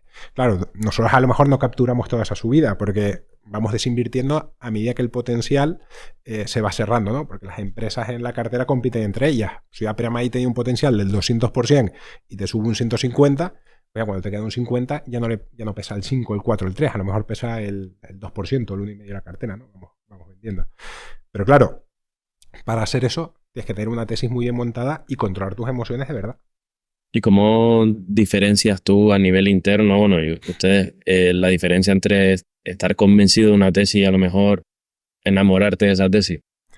Es algo que le suelo preguntar a los gestores porque creo que hay una línea bastante fina, ¿sabes? Yo creo que es muy complicado. Muchas veces el enamoramiento ese se va con tiempo, ¿no? Yo siempre cuento que cuando tú miras la tesis y llevas ahí un mes, 2 meses, 3 meses, 3 semanas, lo que sea, al final sales y le dices, Miguel, por favor, míralo. Y Miguel allí te abre la puerta de milagro, pero te mira, no puedo, estoy liado, ¿no? Pero lo vas a mirar esta semana, no lo creo. Y él suele, además, él suele, no es una forma de hablar, suele ser así, ¿no? Javier es más disciplinado para eso, ¿no? Entonces, claro, cuando él ya la termina de mirar y venga, email para ver la compañía, no sé cuánto, cuando ya está terminado el proceso dices, ya ha pasado un mes, o 3 semanas, o 2 semanas, y es como, ya te enfrías, ¿no? La cotización, pues a lo mejor ha caído otro 10%, o ha subido un 15%, ¿sabes? Que eso se va pasando con el tiempo, ¿no? A medida que estás invertido, ¿no? Y que el proceso es muy estandarizado de fases y yo creo que se va quitando. Sí. ¿Y ustedes creen, volviendo al tema de los índices, con el auge de la inversión pasiva y demás, que esto afecta a la hora de poner precios el mercado? Y si es más complicado batir a los índices, dado que al fin y al cabo, si la gente se indexa, pues esos ETF, fondos indexados, tienen que comprar más de esas compañías y al fin y al cabo se vuelve un poco complejo luchar contra eso. No sé qué opinan. Puede ser, no sé. Antes lo hablábamos, no sé con quién lo hablaba, si contigo, David. Creo que con David, sí. Que en los años 2000 era absolutamente lo contrario. Los fondos de gestión activa, al menos los buenos, ¿no? Los que no estaban bancarizados, que son una estructura activa, entre comillas, ¿no? Los fondos activos batieron a los índices por muchísima distancia. El S&P no se movió prácticamente en 8 o 10 años, o 6, 7, y hay fondos que multiplicaron por 6 o 7 veces, y lo hemos visto aquí en España, ese tipo de fondos, ¿no? Era diferente. Ahora el dinero se está yendo ahí. Yo creo que sí que se produce una cierta bola, porque yo con la gente que hablo con la gente joven, mi sobrino, amigos y tal, y todos piensan en que voy a meter todo en el S&P 500, porque es lo que sube y a largo plazo, etcétera y tal. Bueno, a mí me gustan los ETFs, me parece que es bastante razonable para, en vez de tener un fondo de gestión activa, pues tener un ETF tiene sentido, sobre todo si es un fondo bancario o si no conoces a los gestores, pero yo creo que es algo que en algún momento se tiene que dar la vuelta. Claro, el problema es que si se va a dar la vuelta cuando la cuota de indexado llegue al 50, ya está en el 50, o se va a dar la vuelta en el 90, porque del 50 al 90 todavía tiene que correr mucho. Entonces, eso no lo sabes. Y Pero no sé si va a caer o va a haber un catch-up o qué va a pasar. se va a Eso no quedar tengo ni en idea. lateral 10 años, es que no sabes lo que va a suceder, pero lo que sí vemos es que las compañías pequeñitas, muchas de nuestras compañías pequeñitas en las que invertían gestores activos, esos gestores activos ya no existen y los fondos indexados no invierten ahí. Claro. Con lo cual, esa oportunidad en ese tipo de compañías se está produciendo. O por algún motivo por el que el ETF no compra ese tipo de compañías, por el negocio que tiene que no es muy ESG, o por X motivo. Hay muchos, ¿no? Pero la realidad es que eso genera oportunidades y nosotros eso lo tenemos que aprovechar. Lo que pasa es que no sé si eso del mercado será tan agresivo a corto, a medio o a largo plazo, pero eso yo creo que se terminará ajustando. No queda otra. Y es muy difícil ser inversor activo, inversor pasivo, perdón. Que yo creo que al final con la mayor parte de los inversores pasivos han visto los últimos 10 o 15 años, pero yo recuerdo el periodo del 2000 al 2014 que los fondos indexados estuvieron planos durante 14 años. Entonces es muy complicado porque en un gestor activo siempre te puede decir, oye, la tesis es esta, la compañía es esta, los beneficios se están produciendo, ya subirá el valor. Pero cuando estás comprando algo que es sintético, en cierta medida, y que no es fácil saber las valoraciones de las cosas, es mucho más difícil y no tienes Es que una parte muy importante es lo que decía Miguel antes, ¿no? Esa palmadita en la espalda de alguien que te acompaña y que te diga, sí, lo estás haciendo bien, ¿no? Entonces, a mí me parece más difícil. Yo creo que, igual que Miguel, que es una buena idea la inversión pasiva, pero que necesitamos un poco de la gente que, igual que el que tiene que ver el fondo caer un 50% para conocerse, creo que también tienes que ver la gestión pasiva caer bastante y estar lateral durante muchos años para saber si verdaderamente estás preparado para ello, o a lo mejor tienes que ponderar entre diferentes tipos de inversión. Ya invirtiendo 5 o 7 años, pues es lo que ha visto, ¿no? Entonces es lo que ha vivido y es en lo que va a confiar, pero bueno, y a mí me las preocupa, cosas cambian, ¿no? En un momento en el que claro, ya las valoraciones con una buena parte de esos agentes de mercado que invierten de forma indexada no importan. No son relevantes. Se lo dices, oye, pero estás comprando de media el S&P, lo que sea, a este múltiplo. Me da igual. Bueno, pues no lo sé. No, eso a mí me preocupa. Me preocupa porque para nosotros la valoración es la brújula que mueve todas las decisiones de inversión. Entonces, cuando las personas van sin brújula, pues me resulta preocupante, a pesar de que creo que a largo plazo, pues las rentabilidades lo van a hacer razonablemente bien en fondos indexados. Es que es un poco como una visión de...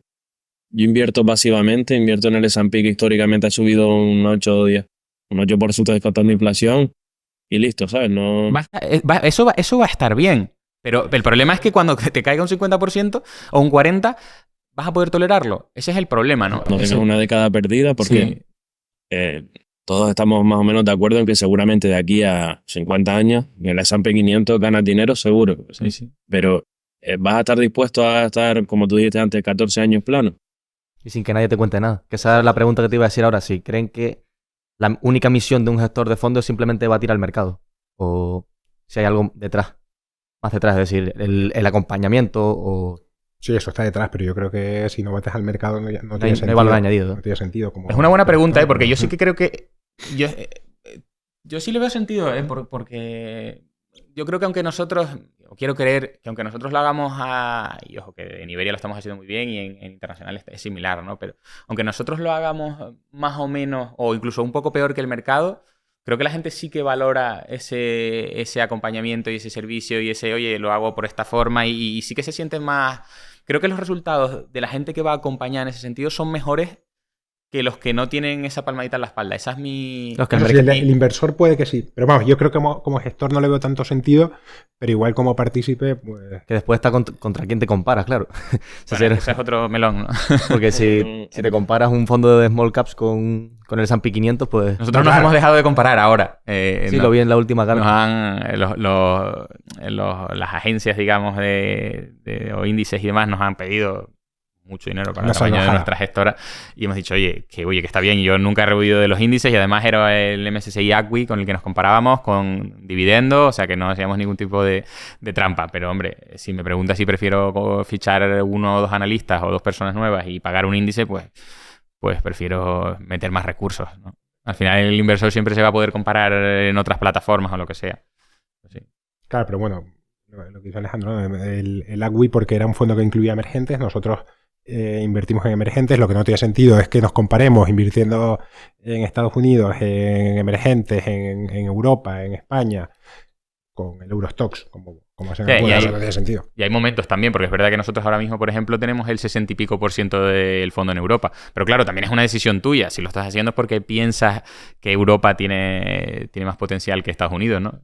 Entonces, bueno, es una buena discusión. Entonces, o sea, teniendo en cuenta que las comparaciones de un fondo y un índice normalmente tienen que ser lo más realista posible, ¿qué opinan de...? Porque yo he escuchado mucho, sobre todo por Twitter y tal, no sé si ustedes también, que mucha gente dice, no, pero es que a mí me da igual que el gestor se compare con el índice tal. Yo lo único que quiero es que se compare con el S&P 500, que es el mejor índice. Es como que... Pero es que no tiene sentido. No, si tienes un fondo de Estados Unidos, sí, pero... Claro, pero como que la gente tiene un poco la idea de, vale, como hay que batir al S&P 500... A nosotros nos pues decían al principio también... compararse con ese índice. A nosotros nos decían al principio también que por qué nos comparábamos con índices, que los índices lo hacían muy mal y que eso era hacerse trampa. Claro, es que eso es lo que, al final eso es lo que nos pasaba, son las narrativas. ¿Sí? Permanentemente son las narrativas, es decir, cambia la opinión de la gente y entonces pues, al final la gente va persiguiendo los precios y es lo que hay. Entonces nosotros tenemos que ser un poco más consistentes. Pero eso va cambiando. Yo quería preguntarles ahora dónde están encontrando más oportunidades de inversión, que veo que tienen como el 20% del fondo en China, creo que recordar que escuché ahora. Bueno, y también preguntarles por China, que cómo es el invertir en empresas de, bueno, la cultura es bastante diferente y la gente está más reacia a invertir en ese tipo de empresas. No sé si quieres... Bueno, si quieres empiezo un poco por lo de China, pero el fondo yo creo que ahora mismo es más o menos un 50 y pico, 60% zona euro. Luego, Asia debe estar por el 20% y Estados Unidos ya ha bajado bastante porque Mistras y demás, con lo cual debe estar en... Muy poquito. Es que es un poco lioso también porque Estados Unidos tiene compañías chinas. Claro, al final, nosotros siempre, de hecho, nos gusta hablar de temáticas precisamente por eso, porque al final, no sé, en Europa, por ejemplo, somos accionistas de BMW, que dijo antes Alejandro, claro, el 30% de las ventas son en China. Luego tiene 20 en Alemania, pero otro 20 en Estados Unidos. Entonces es una compañía de donde cotiza en Europa, pero exactamente... Todas las materias primas, ¿no? Claro, las materias primas, China consume el 50% mundial de casi cualquier materia prima. Da igual que tenga Freeport-McMoRan en cartera. Porque el cobre depende de lo que vaya a ser China. O Atalaya en España, que Atalaya es España, pero es que al final lo que pasa en China es muy importante para esa tesis. Entonces al final está todo demasiado conectado, ¿no? Pero bueno, básicamente lo que hemos visto en Asia, que llevamos años invertidos, pero es verdad que en estos últimos quizás 2 años hemos aumentado la apuesta por más compañías, más peso y demás. De hecho, el trimestre pasado metimos una compañía nueva en cartera de China, una compañía cotizada en Hong Kong, pero con clientes chinos, americanos también, pero chinos. Y claro, en China lo que hay es un problema enorme de muchas cosas. Primero, es una economía, pues en fin, que está dirigida de una forma u otra, ¿no? Con lo cual... Ahí ya tienes que tener cuidado porque no sabes cuál es el crecimiento real del PIB de China o lo que puede absorber el consumidor chino y el resto del mundo. Eso para empezar. Luego tenemos un problema de consumo. El PIB de China está creciendo al 5% y el consumo interno 2 puntos y pico por debajo. Ya te da una idea de por qué se está manteniendo algo China. Primero, porque es una economía de producción y porque puede exportar, pero el consumidor chino las está pasando canutas ahora. Y ya lo vemos en los resultados de muchas de nuestras compañías. Tenemos una guerra comercial muy, muy complicada entre China y Occidente, que toda esa producción, ese exceso de producción que tiene China, que ya tenía y que no va a poder colocar porque el consumo interno está bajando, es decir, esto no es Estados Unidos, los chinos todavía siguen siendo relativamente pobres con respecto a los países desarrollados. La tiene que meter en el resto del mundo, pero si el resto del mundo no va a poder absorber los países ricos esos porque están metiendo aranceles con la guerra comercial, pues es un cóctel un poco complicado. Da un poco de miedo, ¿no? Y luego las provisiones de material militar clave o de chips, etcétera, y eso va a ser huir, de alguna forma, ya lo ha hecho, huir los capitales, ¿no? De hecho, en la bolsa de Hong Kong el volumen ha bajado, muchas de nuestras compañías hasta un 80% en los últimos 4 o 5 años. Tenía un 80% de media. De media. De sí, media. En otras más. Desde 2019 han caído los volúmenes un 80% de media. Eso te dice que no. Claro, la bolsa de Hong Kong tiene una particularidad. Y es que no es el inversor chino el que invierte en la bolsa de Hong Kong, sino es el inversor europeo y el americano. que estaban absolutamente fuera del mercado y que parece, tal vez, estén de vuelta. Sí. Entonces, eso afecta mucho. Al final, ese feeling inversor y eso, la percepción no de lo que está pasando en China, sino la percepción de lo que está pasando en China es súper importante para que esos flujos de los inversores extranjeros entren de vuelta, ¿no? Que parece que lo hemos visto en las últimas semanas otra vez. Claro, ¿y qué pasa con esto? Todo ese cóctel te vas a oír, pero luego tienes que ver, oye, ¿qué hacen las compañías? ¿Cuáles son sus valoraciones? Es que tenemos compañías que tienen, por ejemplo, el caso de Sun Hung Company, que es una compañía en realidad es una compañía inversora que tiene una pata, aparte de la inversora, de préstamos al consumo, sobre todo en Hong Kong, y una parte que invierte en gestoras, que podrían ser como la nuestra, pero tipo de alternativos, ¿no? Otra cosa. La compañía cotiza aproximadamente unos 6.000 millones de dólares de Hong Kong. 600 millones de dólares. Vale, en inversiones financieras tiene aproximadamente 12.000 millones de dólares de Hong Kong. Es decir, te cubre toda la capitalización, pero tiene 6.000 millones de dólares de Hong Kong adicionales para ti, para regalártelo. Luego los préstamos al consumo, que suena un poco mal en China, ¿no? Préstamos al consumo en China, complicado y tal. Algo, sobre todo centrado en Hong Kong, que incluso en los años malos del consumo chino, con esa crisis que tuvieron en 2015 y 2016, siguió generando dinero. Poco apalancamiento, poca rentabilidad también, pero vale a lo mejor un 50% más de lo que está cotizando la compañía, otros 9.000 millones de dólares de Hong Kong que tiene. Y la otra parte pues es un poco más residual, con lo cual tienes cubierta la valoración 3 veces. Oye, ¿y qué hace esta compañía? Pues nos devuelve con un 10% de rentabilidad de dividendo. Estaban recomprando acciones, ya casi no pueden recomprar más porque la familia tiene el 75% y no pueden pasar de ahí, si no estarían recomprando como locos. Nuestro riesgo, estuvimos sentados con ellos hace poco aquí, comiendo con ellos en Madrid, y cuando quisieron sentarse con nosotros creíamos que nos querían comprar la compañía. Estábamos un poco disgustados porque, claro, nosotros creemos que la compañía vale muchísimo más de lo que está cotizando ahora y que nos iba a dar un precio. Al final no era para eso, afortunadamente. Pero claro, ¿cuánto va a aguantar eso? Si no, pues nos sentaremos en la generación de caja que tiene la compañía con sus inversiones en private equity, en inmobiliario, en americanas, en todo eso, y que nos llegue ese flujo de dividendo que además está libre de impuestos viniendo de Hong Kong para nosotros. Y el tema cultural, ¿hay diferencia en tratar con, por ejemplo, ¿cómo se llama? Un CEO europeo, CEO español, con un CEO chino o junta directiva china? Yo te diría que cada vez que miramos una empresa china y le mandamos nuestras baterías de preguntas, se creen que estamos investigando desde la SEC. Sí, se ponen un poco nerviosos con las preguntas, pero algunos no están muy acostumbrados a los inversores extranjeros y se ponen nerviosos. ¿Pero por qué me preguntas esto? Yo, tampoco la pregunta tiene especial... entender el negocio. Normal y corriente, ¿no? A veces les pillamos un poco así, pero en general... yo no tengo queja ni creo que la comunicación de unos con respecto a otros sea mejor, peor. En todos sitios cuestionabas y en todos sitios hay compañías más comunicativas, otras menos, pero yo te diría que la compañía con mejor relación con inversores nuestra está en Hong Kong. O sea que a veces depende mucho más de la compañía y de la cultura de empresa que otra cosa. ¿Suelen ir a China o es más Zoom? ¿O vienen ellos? No. A ver, hay de todo, pero es que muchas veces incluso tenemos compañías en China que están cotizadas en Hong Kong y que los activos están fuera de Hong Kong. Y me viene a la cabeza el caso de Kexen, ¿no? Que pesa pues cerca del 1% en el fondo. Una compañía de hoteles. Y no tiene hoteles en China, lo que tiene son hoteles en Nueva York, en San Francisco, en Canadá, en Japón. Pues bueno, estuve yo en el hotel de Japón. Es decir, que a veces el negocio está fuera de China, pero está penalizada por cotizar en China, ¿no? Entonces, bueno, lo hemos contado alguna vez, ¿no? Teníamos el viaje organizado en el COVID, ya con los billetes comprados y todo, y con todas las reuniones puestas y demás, y nos lo cancelaron porque no se pudo ir. Entonces, bueno, China está empezando a abrir otra vez y bueno, es algo que volveremos a retomar. Pero en general nosotros, si tenemos que ir, es decir, si la tesis es tener que ir a ver el negocio, un negocio industrial y demás, entonces no lo vamos a comprar. No lo vamos a comprar porque estamos lejos. Y aunque nosotros vayamos a verlo, hay que ser conscientes de que estamos lejos de ese negocio. Entonces, tiene que ser cosas que entendamos muy bien. A lo mejor que puede ser una financiera o una gestora, como hemos sido muchas veces accionistas también de Value Partners, que ahora no lo somos. O cosas así que, estando en la distancia, estemos igual o más cómodos que lo que estaríamos en una compañía en España o en Europa, ¿no? ¿Sois de visitar las empresas tipo las fábricas y demás? ¿Con recurrencia? Bueno, vamos todo lo que podemos. Exacto, eso. Tampoco. A ver, no vamos a ir a todas, pero sí que me gusta ver nos gusta ver los procesos productivos, enterarnos bien de las cosas. Cuando sucede en España, es decir, hay un evento de inversor que van a enseñar algún activo en España, nos apuntamos siempre, prácticamente.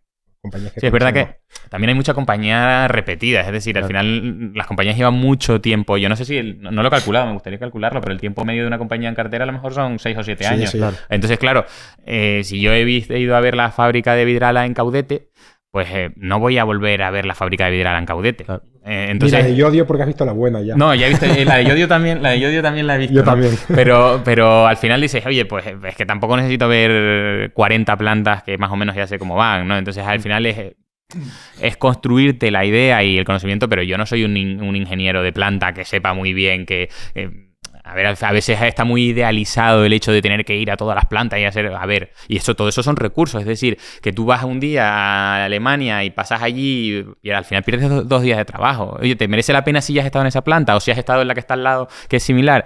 Al final los economics de las cosas también hay que verlos, ¿eh? Que a veces hay obsesión de la gente en ir a verlo todo y luego no tienen ni los modelos de las compañías hechos. Yo creo que hay cosas que sí tienen sentido. Hablando de plantas, por ejemplo, si visitas la fábrica de Gestamp en Abrera, en Barcelona, donde tienen un centro de I+D, es muy interesante ver cómo el software de la compañía asesora a muchos de sus clientes, como puede ser Volkswagen, Tesla, Mercedes-Benz, BMW, asesora en términos de colisiones, por ejemplo. Es decir, por ponerte un ejemplo, una compañía hace el diseño completo de un coche y manda sus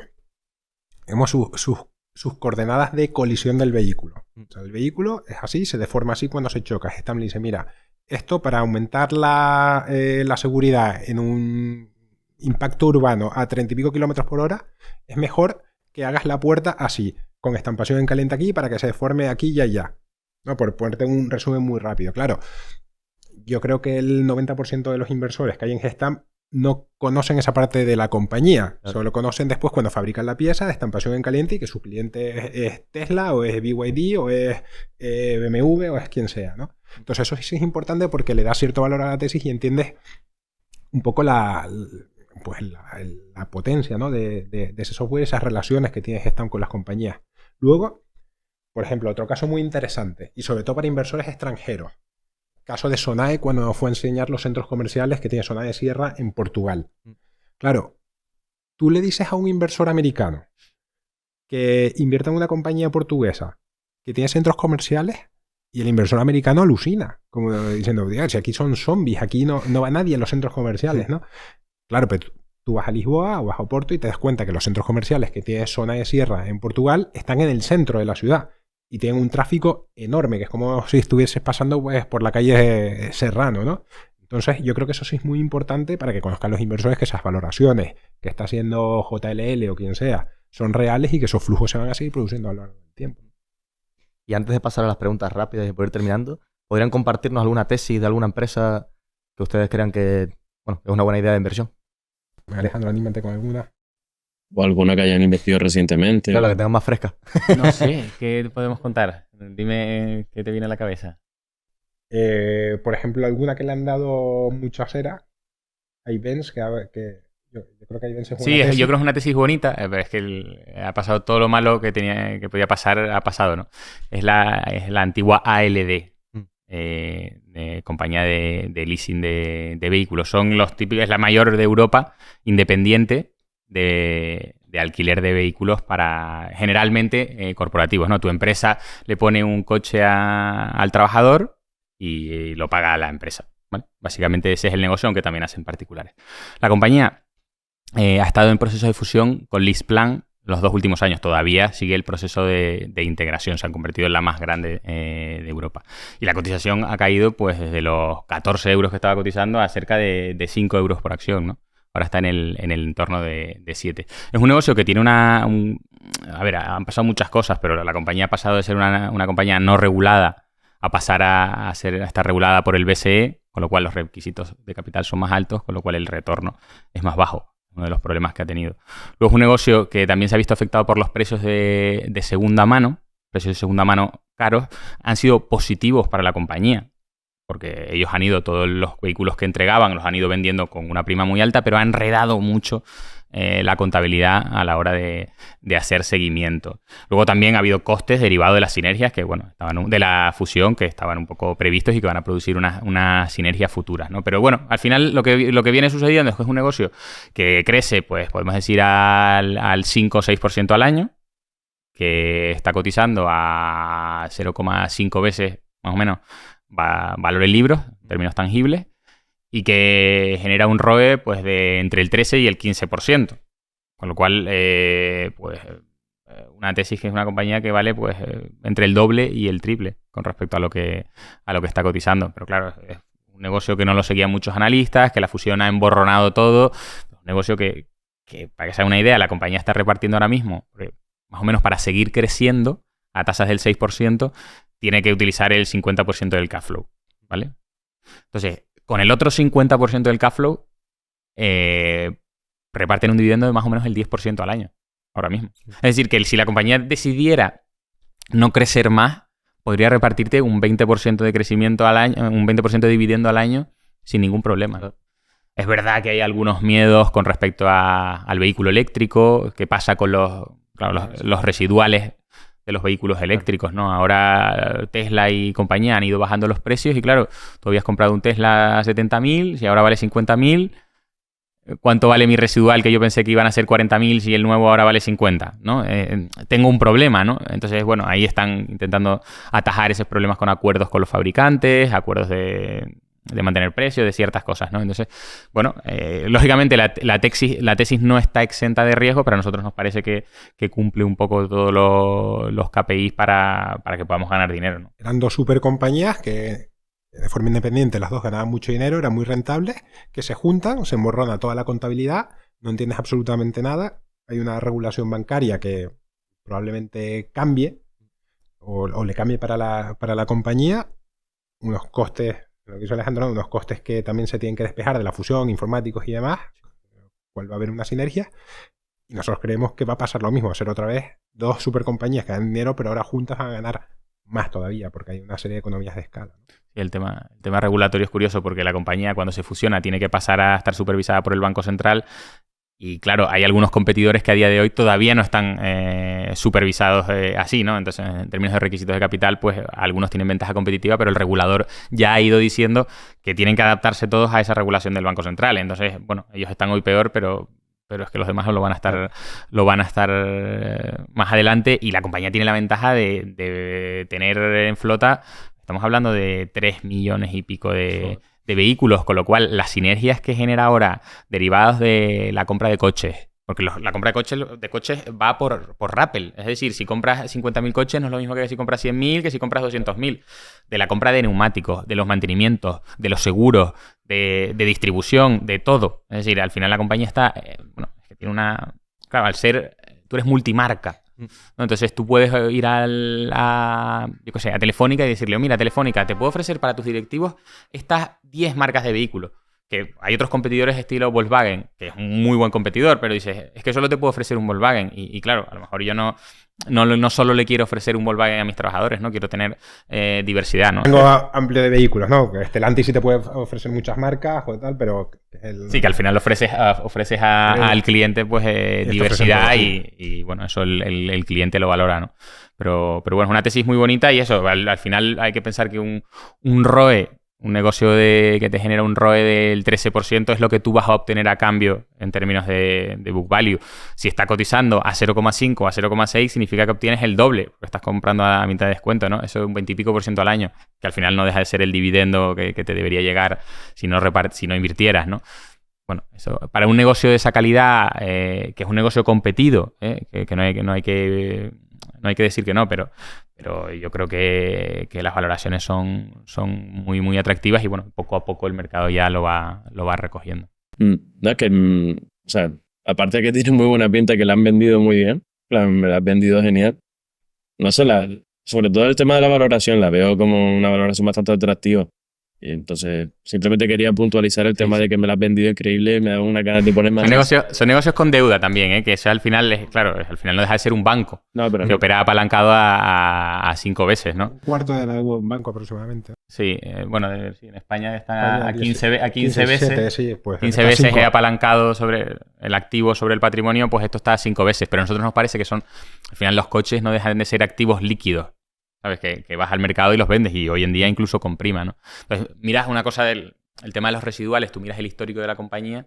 La compañía en los últimos 20 años ha generado de media 400 euros de coche vendido y yo creo que solo han perdido dinero en un año. 2012 y después trimestralmente, puntualmente años, sí, pero... O 2 años, ¿no? Sí, en total de 20, ¿no? Entonces, bueno, eso te dice que la contabilidad es conservadora, ¿no? A la hora de asignar las valoraciones de los vehículos, que es el riesgo que claro, cuando estás muy apalancado, pues un poco lo que pasaba con ERCAP, los residuales pueden ser un riesgo. Financiera, por ejemplo, de BMW, lo que pasa con un BMW o un Mercedes tienen otro tipo de valoración en el mercado y es un colateral mucho mejor que un SEAT o un Skoda, por ejemplo, está apalancada 9 veces aproximadamente. Y el catalizador de la tesis que es que se limpie la contabilidad y sea más sencilla de entender por el mercado, ¿no? Sí. Sí, claro. Además, yo creo que la fusión además se retrasó un poco, pero por temas de papeleos, ¿no? Pero iba a completarse en 2025, se terminará de completar en la sinergia, sobre todo, ¿no? Que es lo que hacen que luzca en términos de múltiplos y demás. Pues en 2026 ya será más visible y yo creo que poco a poco eso el mercado lo va a ir recogiendo. También la subida de tipos no ayudó, porque al final pues te come el margen a corto plazo, ¿no? Pero eso da igual, porque tú vas haciendo un repricing de los contratos nuevos y tú le dices, pues yo te cobro 500 este financiación más el spread que yo cobro. Pues ya está, pues si ahora la financiación en vez de ser el 2 es el 4, pues el coche te sale más caro. Pero claro, se unió todo. Los coches, los coches nuevos un 30% más caro y la financiación también más cara. Entonces, a lo mejor a alguien que se compraba un Golf, la empresa le ponía un Golf y le costaba 300 euros al mes, ahora le costaba 450 o 420 el mismo Golf. Y la empresa decía, oye, es que mi presupuesto son 100 y para darte lo mismo te tengo que dar 150 o 140, ¿no? Entonces ha habido algo de problema, pero bueno, en general la compañía ha seguido creciendo, lo han seguido haciendo bien, pues yo creo que se ha comprimido un poquito el margen, pero estamos hablando a lo mejor de la compañía así unos márgenes de unos 580 puntos básicos, pues ahora te hace un margen de 540 el último trimestre. Bueno, y con los tipos ya a la baja, con lo cual eso otra vez pues te va a volver a dar oxígeno, lo cual nosotros lo vemos interesante. Pues le damos a las preguntas rápidas. Ya terminamos. Básicamente son una serie de preguntas que, bueno, se pueden explicar un poco más si hace falta, pero bueno, las finales sobre todo son más de que comenten un poquito más, pero al principio son más rápidas. La primera es si dividendos sí o dividendos no. Tanto como inversores como empresas, básicamente. Ya, dividendo no, a excepción de Hong Kong, que preferimos dividendos sí porque preferimos recibir el dinero, porque es un mercado en el que está tan infravalorado, donde no hay nadie mirando, pues al menos esa espera no se hace tan larga y poco a poco, pues en Sun Hung Kai & Co, si tú vas, oye, da igual, el precio no sube, vale, pero es que todos los años voy cobrando un 10% y la compañía se pone un 10% más barata cada año, ¿no? Entonces, bueno, tenemos a Hixen también que reparte otro 10%, tenemos muchas... Pero en general, respuesta amplia, no. No, porque imagino que si son buenos alocando el capital, pues prefieren que lo reinviertan, ¿no? Sí, recompra de acciones. Es decir, lo que suele pasar es que si nosotros estamos invertidos en la compañía es porque consideramos que la compañía está barata. Y si consideramos que la compañía está barata, pues la mejor alocación del dinero probablemente sea la recompra de acciones. O sea, sí, la siguiente sería market timing sí o market timing no. No. A nosotros lo que tenemos es los rebalanceos de peso. Lo que hacemos normalmente es, a medida que las compañías van subiendo, bajamos el peso y a medida que van cayendo, incrementamos el peso en la compañía. Eso sería más trading que market timing, ¿no? Sí. Porque nosotros no portfolio, o sea... Sí, eso es gestión sí, pura, nosotros no sabemos lo que va a pasar mañana. Tampoco pasado. Por puntualizarte eso que es importante, ¿no? Lo que decía Alejandro, los rebalanceos. Al final, si alguien mira nuestro fondo en realidad es bastante aburrido porque pasa un trimestre, otro y otro y son las mismas compañías. Entra alguna, sale otra, pero no hay muchos cambios, ¿no? Lo que sí hay es rotación. Pues la gente dice, oye, sí, el fondo cambia poco, pero hay mucha rotación, ¿no? Que es ese trading, entre comillas, que decía yo, que son los rebalanceos. Es decir, si una compañía tiene, como antes, ¿no? Pero una compañía tiene un potencial del 100, le corresponde un peso del 3%, pero si va subiendo y tiene un 50 y nada cambia, pues le corresponde a lo mejor un 1,5. Eso Vamos se me olvidó ajustando. preguntarte antes. ¿Los pesos en cartera van en base a convicción, a la rentabilidad esperada? A todo. A todo. A todo Un eso. conjunto de todo. A veces te puede pasar incluso que vendas y suba y tengas que comprar porque el resto de alternativas se han abaratado menos. O se han puesto más caras, ¿no? Es decir, es el potencial el que marca el peso. Claro. En líneas generales. Pero ese potencial va derivado de la convicción, de la liquidez. Bueno, también la liquidez pesa ahí y demás. Esta es un poco más polémica, pero criptomonedas sí o criptomonedas no. No sé si tienen alguna opinión al respecto. Yo diferenciaría ahí el Bitcoin del resto de criptomonedas, simplemente. Siempre pienso exactamente igual. Yo diría que no. Así como respuesta rápida y global diría que no, porque a mí me parecen activos especulativos. Creo que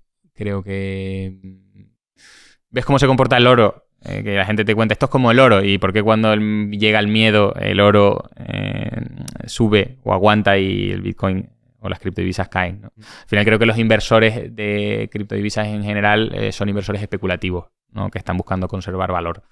Que yo entiendo la idea del Bitcoin, ¿vale? La idea que está detrás de todo eso tiene sentido. Pero no sé, a lo mejor necesitamos muchos años más para poder madurar esa idea, y creo que el inversor que está hoy invirtiendo en criptodivisas no tiene ese plan. Esta ya es un poquito más personal de cada uno, que sería Buffett o Munger. ¿A quién prefieren? Tiene que elegir. A mí por divertidos, la verdad es que me parecen los dos iguales, porque la verdad es que veía la conferencia casi por las bromas, porque leerme toda la conferencia, me compré el libro de la Universidad de Berkshire y ya está, pero no sé qué decirte. Te dejo pensar. Yo voy a lanzar un poco de crítica sobre Buffett. Yo me quedo con Munger, ¿no? Yo creo que es un poco inconsistente muchas veces Buffett. Que En su discurso. Sí, él dice que no hay que tener apalancamiento, pero él en realidad funciona apalancado con el float de una aseguradora. Dice que no hay que tener derivados, pero él de vez en cuando utiliza derivados. Que hay que invertir indexados, pero él nunca se indexa. Es decir, yo sé que, lo tenemos ahí en la puerta de mi despacho, además, ¿no? Que está ahí, ¿vale? Pero un poco dentro de toda esa aura de quizá el mejor inversor de todos los tiempos, ¿no? Y es verdad, creo que hay a veces mucha inconsistencia en su discurso. Quizá es un discurso preparado para bajar, aterrizar a la gente el conocimiento financiero, que a veces es muy complejo y en cierta forma lo comparto, pero que él luego no predica con el ejemplo. Pues para llevarte la contraria voy a decir Buffett, y Buffett porque la manera de transmitir conocimiento yo creo que esta es un poco más acertada que la de Munger, a pesar de que las bromas de Munger me gustan incluso más que las de Buffett. Sí. Pues se sorprenderían quién va ganando. Va ganando Munger, la verdad. Le hemos hecho, ¿cuánto llevamos? 2-4 o 2-5, algo así creo que es. Es una burrada. Ok, o sea, antes de seguir con la siguiente pregunta, quiero decir que con Buffett, aparte de lo que tú dices, que eso yo opino exactamente igual, es como de Buffett te tienes que fiar de lo que hace, no de lo que dice. Claro. Sí. De hecho, por ejemplo, con el tema de la macro, Buffett suele decir que la macro da igual, que solo te fijas en el negocio y tal, y luego cuando suceden eventos macroeconómicos un poquito destacados, suelen hacer rotaciones, o sea, que, ¿sabes? Sí, ahí estoy Bueno, también se puede aprovechar de eso porque tiene mucho dinero, siempre tiene muchos recursos y puede actuar de contrapartida para muchos, digamos, errores que ha dado la macroeconomía, como con la inversión en bancos, por ejemplo, y a través de derivados también. Esta no está aquí, pero aprovechando que ya les preguntamos sobre inversores, ¿cuál es vuestro inversor más referente o el que más ha influenciado en su vida?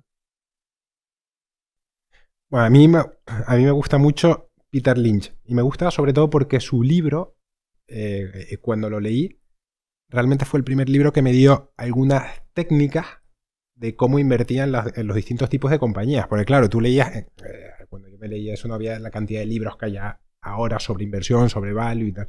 Ahora hay más cosas, ¿no? Y porque leías a Buffett y sí, o a Graham y era el estilo de inversión, te leías los tochos esos, que en muchos casos ya era todo repetitivo, pero Lynch, la clasificación que hace de las compañías, o la que hizo en su momento, a mí me parece mágica, me encantó. Y yo creo que aprendí muchísimo de ahí y eso y realmente me influenció en la manera de invertir y aproximarme a las empresas. Yo te diría me quedo en España, ¿no? Con el Value Patrio, con el antiguo equipo de Bestinver, que hoy conforman Álvaro Guzmán y Fernando Bernat en Aseta Valor y también Paco Paramés en Cobas. Yo creo que hicieron y abrieron el camino de los que muchos estamos aquí hoy, ¿no? Y que una industria, yo creo que todavía muy joven, la mayor parte de los proyectos pues son todavía jóvenes, pero con mucha gente. No sé, antes ni siquiera yo recuerdo que no existían ni las conferencias, ni las cartas, no había nada. Y yo creo que con ellos empezó un poco todo y han ayudado muchísimo a la difusión de la cultura financiera y de la inversión en España. Vale, vamos con la penúltima. No, vete a la de debajo de Buffett y Munger. Sí, esa la iba a preguntar. Sí, Me la inventé.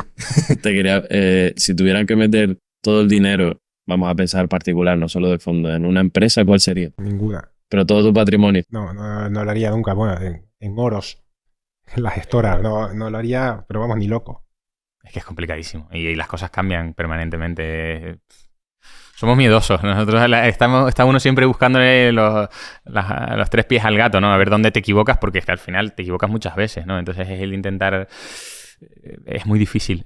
No sé si preferiría a lo mejor no invertirlo, ¿eh? Claro, a sabiendas de lo importante que es invertir el dinero a largo plazo para mantener el poder adquisitivo, pero... Es que no me compraría ni una Sosimi que tuviera un edificio en Serrano con esquina General Ahora, tampoco lo haría. Creo que es Alejandro, nos equivocamos mucho, como decía Druckenmiller, las tesis que aciertas es muy importante ganar mucho dinero y en las tesis que te equivocas, pues no perder mucho, ¿no? Aunque te equivoques. Yo leí hace poco un libro que era What I Learned About Investing from Darwin, que es de un inversor, creo que era indio, que tiene una rentabilidad increíble.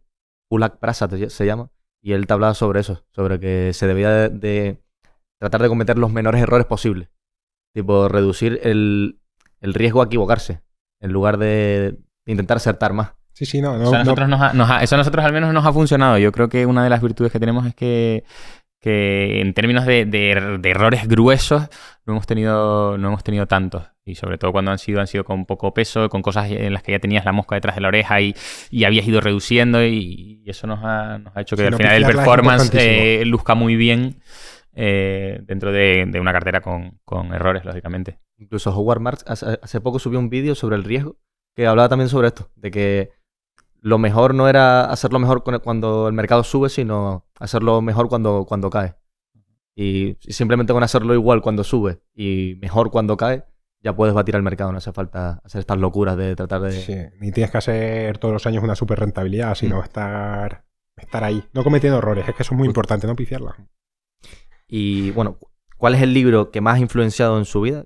¿Y de qué manera? Creo que esta ya un poco la respondí.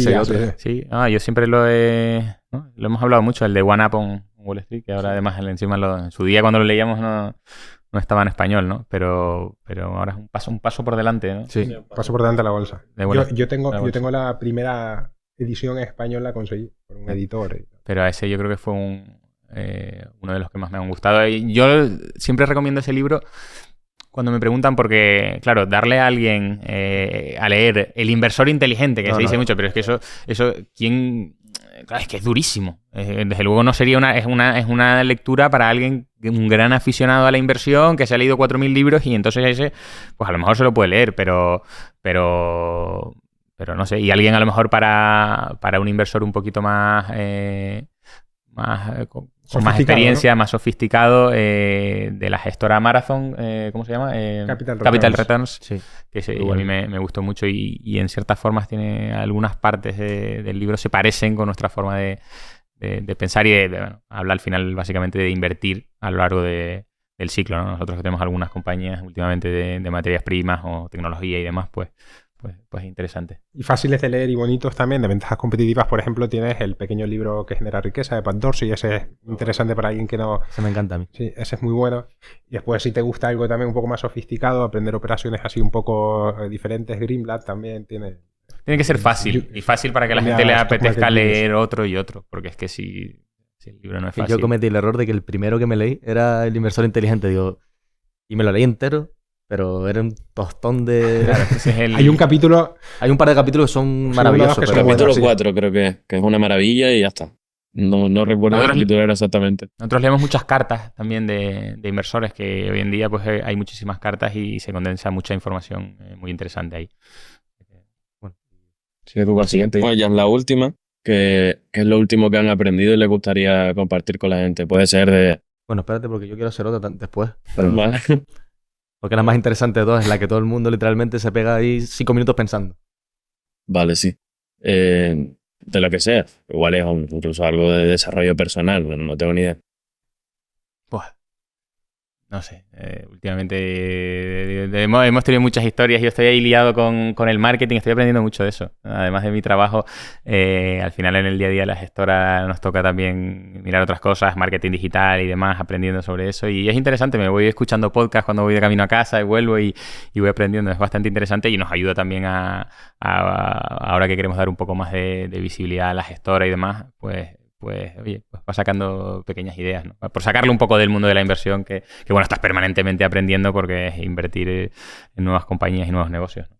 Yo aprendí un poco de beneficios a los empleados y lo he llevado al territorio de la inversión, mirando compañías de esas características, invirtiendo en compañías de esas características. Sí, es una pista, ¿no? de la próxima incorporación, de la última incorporación a la cartera. Y la última, que yo creo que es la más complicada. Si pudieras cenar con cualquier personaje histórico, vivo o muerto, ¿quién sería y qué le preguntarías? Esta es la complicada. No sabría decirte. No sé, yo te diría... Tú eres un gran aficionado a la historia, Yo Miguel. te diría- Seguro que tienes respuesta Bueno, puede mejor que la estar mía. vivo o muerto. A lo mejor quieres cenar con Rafa Nadal, ¿sabes? No, porque te lo puedes encontrar por cualquier sitio, a lo mejor, ¿eh? La saltas la mesa y ya está. No, yo creo que algún personaje histórico, quizás, yo creo que sería importante, por decirte varios, si fuera sin cuchillos en la mesa, con Gengis Khan, a lo mejor con Isabel la Católica también me gustaría, con Jesucristo también me gustaría, con muchos, no sé, con Napoleón también me gustaría. Y algo... Si quieres, Alejandro, me dejas otro tuyo. No, total, te dejo otro mío. No, ya sabes que yo no tengo ese... A Napoleón, por ejemplo, ¿qué le preguntarías? ¿Algo concretamente? ¿O a Jesús? Sí. ¿Por qué nos hiciste sufrir tanto, cabronazo? ¿Por qué Buena pregunta, ¿eh? ¿Por qué nos querías romper la Alhambra? Pues nada. Te Yo dejamos aquí. no tengo, no se me No pasa viene ninguna nada. a la cabeza. Pues nada, terminamos aquí. Muchas gracias por recibir... Bueno, sí, por recibirnos básicamente y por el destrozo que le hemos hecho aquí en la oficina. Que le hemos estado aquí, apaga la luz, enciende esta. Nada, ha sido un absoluto placer tenerles aquí y son bienvenidos. Un placer. Yo me lo he pasado genial, la verdad. No sé tú de ahí, pero... Ha sido muy ameno y Sualen, que lo tenemos ahí, yo creo que está sufriendo. No me quiero quedar más veces fuera. David, te toca volver al trabajo. Así que nada, pues seguramente les llamaremos para otras temporadas y demás. Si ustedes quieren, obviamente, y se lo han pasado bien. Sí, perfecto. Desde luego. Muchas gracias. Y nada, a la audiencia, pues darles las gracias por llegar hasta el final, que habrán sido 2 horas por lo menos. Y lo de siempre, suscribirse, darle like, las valoraciones de 5 estrellas en Spotify. Y nada, como siempre decimos, que la fuerza de Buffett les acompañe. Un abrazo fuerte.